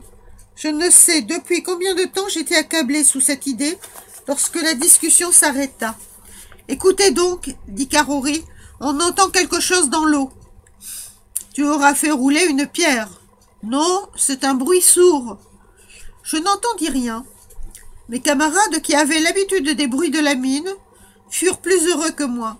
« Oui, dit le Magister, il se passe quelque chose dans l'eau. »« Quoi, Magister ?»« Je ne sais pas. Le bruit n'est pas continuel. Il est par secousses et régulier. » Par secousses et régulier. Nous sommes sauvés, enfants. C'est le bruit des bennes d'épuisement dans les puits.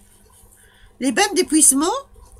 Tous d'une même voix nous répétâmes ces deux mots, et comme touchés par une commotion électrique, nous nous levâmes. Nous n'étions plus à 40 mètres sous terre, l'air n'était plus comprimé, les parois de la remontée ne nous pressaient plus, nos bourdonnements d'oreilles avaient cessé, nous respirions librement, nos cœurs battaient dans nos poitrines. Mais pour vous raconter cette effroyable catastrophe des mines de la Truyère, telle qu'elle a eu lieu, je dois vous dire maintenant comment elle s'était produite et à quels moyens les ingénieurs employaient pour nous sauver. Lorsque nous étions descendus dans la mine, le lundi matin, tout annonçait un orage. Vers 7 heures, cet orage avait éclaté, accompagné d'un véritable déluge. En quelques minutes, les torrents débordèrent.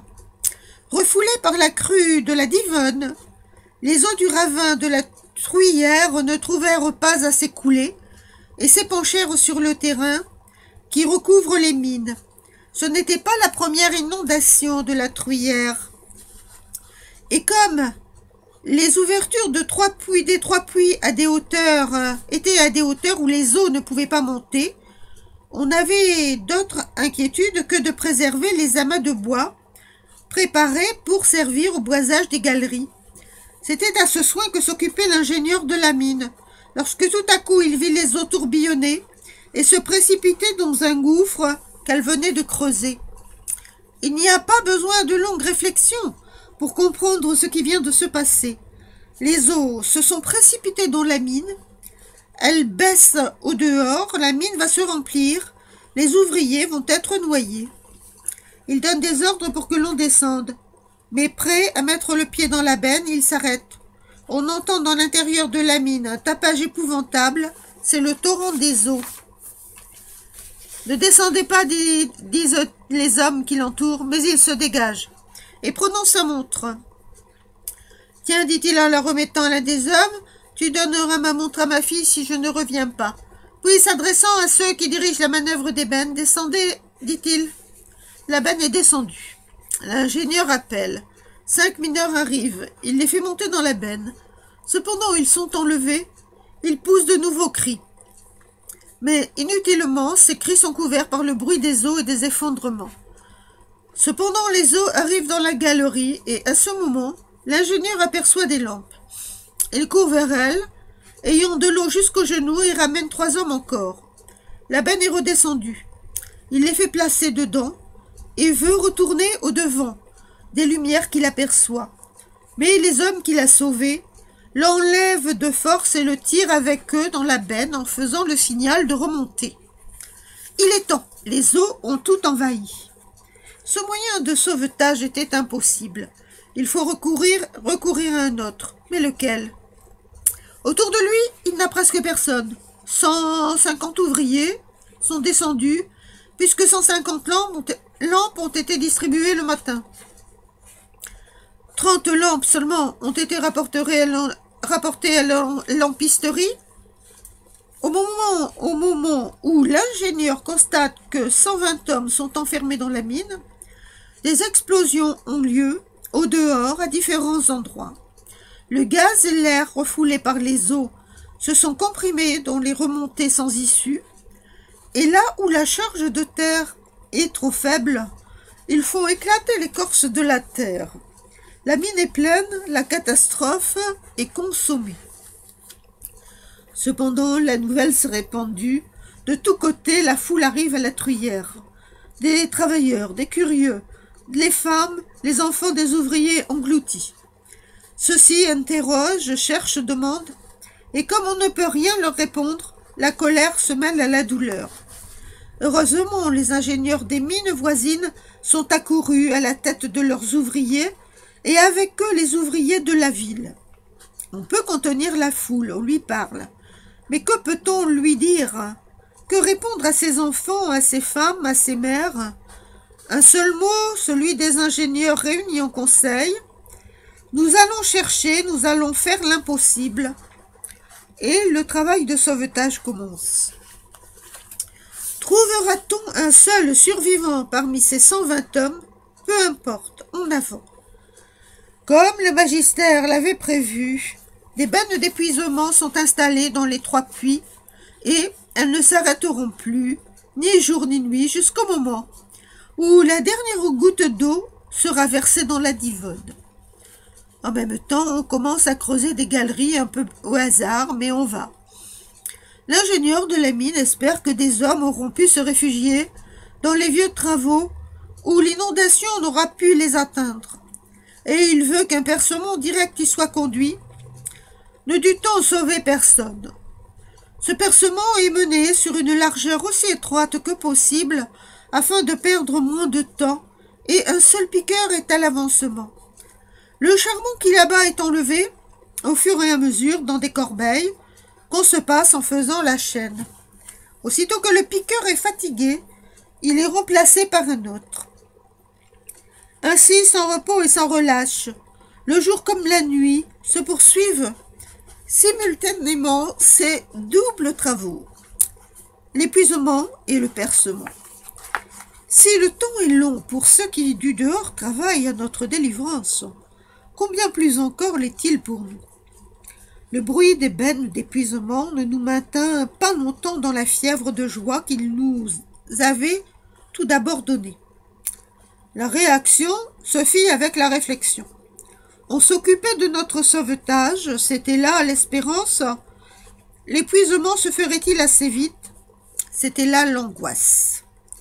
Au tourment de l'esprit se joignaient d'ailleurs maintenant les tourments du corps. La position dans laquelle nous étions obligés de nous tenir sur notre palier était des plus fatigantes. Nous ne pouvions plus faire de mouvements pour nous dégourdir et nos douleurs de tête étaient devenues vives et gênantes. De nous tous, Garori était le moins affecté. « J'ai faim » disait-il de temps en temps. À la fin, le magistère se décida à nous passer un morceau de la miche sortie du bonnet de l'outre. Les autres auraient partagé notre repas avec plaisir, mais ils avaient juré d'obéir, et ils tenaient leur serment. S'il nous est défendu de manger, il nous est permis de boire, dit Campéron. Pour ça, tant que tu voudras, nous avons l'eau à discrétion. Pagès voulut descendre, mais le magistère ne le permit pas. Tu ferais ébouler un déblai. Rémi est plus léger et plus adroit. Il descendra et nous passera l'eau. Dans quoi? Dans ma botte. En me donnant une botte, et je me préparais à me laisser glisser. Attends un peu, dit le magistère, que je te donne la main. Au moment où le magistère se penchait, il partit en avant.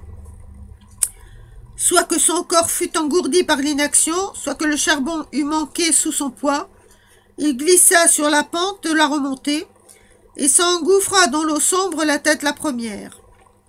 La lampe qu'il tenait pour m'éclairer roula après lui et disparut aussi. Instantanément, nous fûmes plongés dans la nuit noire, et un cri s'échappa de toutes nos poitrines. Par bonheur, j'étais déjà en position de descendre. Je me laissai aller sur le dos, et j'arrivai dans l'eau une seconde après le magistère. Avec Vitalis, j'avais appris assez à nager et à plonger pour me trouver aussi bien à mon aise dans l'eau que sur la terre ferme. Mais comment se diriger dans ce trou sombre? De quel côté étendre le bras? Comment plonger? C'était ce que je me demandais quand je me sentis saisi à l'épaule par une main crispée et je fus entraîné sous l'eau. Un bon coup de pied me fit remonter à la surface. La main ne m'avait pas lâché. Tenez bien, moi bien, magistère, et appuyez en levant la tête. Vous êtes sauvé. Où es-tu, Rémi? C'était la voix de l'oncle Gaspard. Elle m'indiqua la direction. Allumez une lampe. Presque aussitôt une flamme parut. Je n'avais que le bras à allonger pour toucher le bord. Je me cramponnai d'une main à un morceau de charbon et j'attirai le magistère. L'oncle Gaspard et Carrory, penchés en avant, tendaient vers nous leurs bras, tandis que Pagès, descendu de son palier sur le nôtre, nous éclairait. Le magistère fut hissé jusqu'au palier pendant que je poussais par derrière. Puis, quand je fus arrivé, je remontai à mon tour. Déjà, il avait retrouvé sa pleine conscience. « Viens ici, me dit-il, que je t'embrasse. Tu m'as sauvé la vie. Vous avez déjà sauvé la nôtre. » Avec tout ça, dit Carrory, qui n'était point de nature à se laisser prendre par les émotions, « Ma botte est perdue et je n'ai pas bu. Je vais te la chercher, ta botte. » Mais on m'arrêta. « Je te le défends, dit le magistère. Eh bien, qu'on m'en donne une autre et je me laisse glisser une seconde fois, mais moins vite que la première et avec plus de précaution. » Échappés à la noyade, nous eûmes le désagrément, le magistère et moi, d'être mouillés des pieds à la tête. Tout d'abord, nous n'avions pas pensé à cet ennui, mais le froid de nos vêtements trempés nous le rappela bientôt. « Il faut passer une veste à Rémi, dit le magistère. Comme nous avions déjà été tous mouillés, moi jusqu'au cou et les plus grands jusqu'aux hanches, changer de vêtements n'était pas une grande faveur. Cependant, le magistère tint à ce que ce changement s'exécutât, et favorisé par le sort, j'eus la veste de Camperou. Or, Camperou, ayant des jambes aussi longues que tout mon corps, sa veste était sèche. Enveloppé dedans, je ne tardai pas à me réchauffer. Après cet incident désagréable, qui nous avait un moment secoués, l'anéantissement nous reprit, et je finis par m'endormir. Mais la place n'était pas favorable, et j'étais exposé à rouler dans l'eau.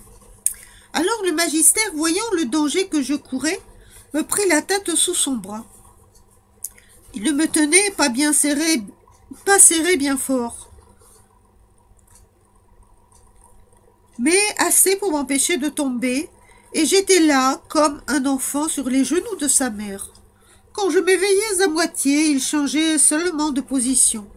Son bras engourdi, puis aussitôt, il reprenait son immobilité, et je me rendormais sans avoir peur, car je sentais bien qu'il ne me lâcherait pas. Le temps s'écoulait, et toujours régulièrement, nous entendions l'ébène plonger dans l'eau.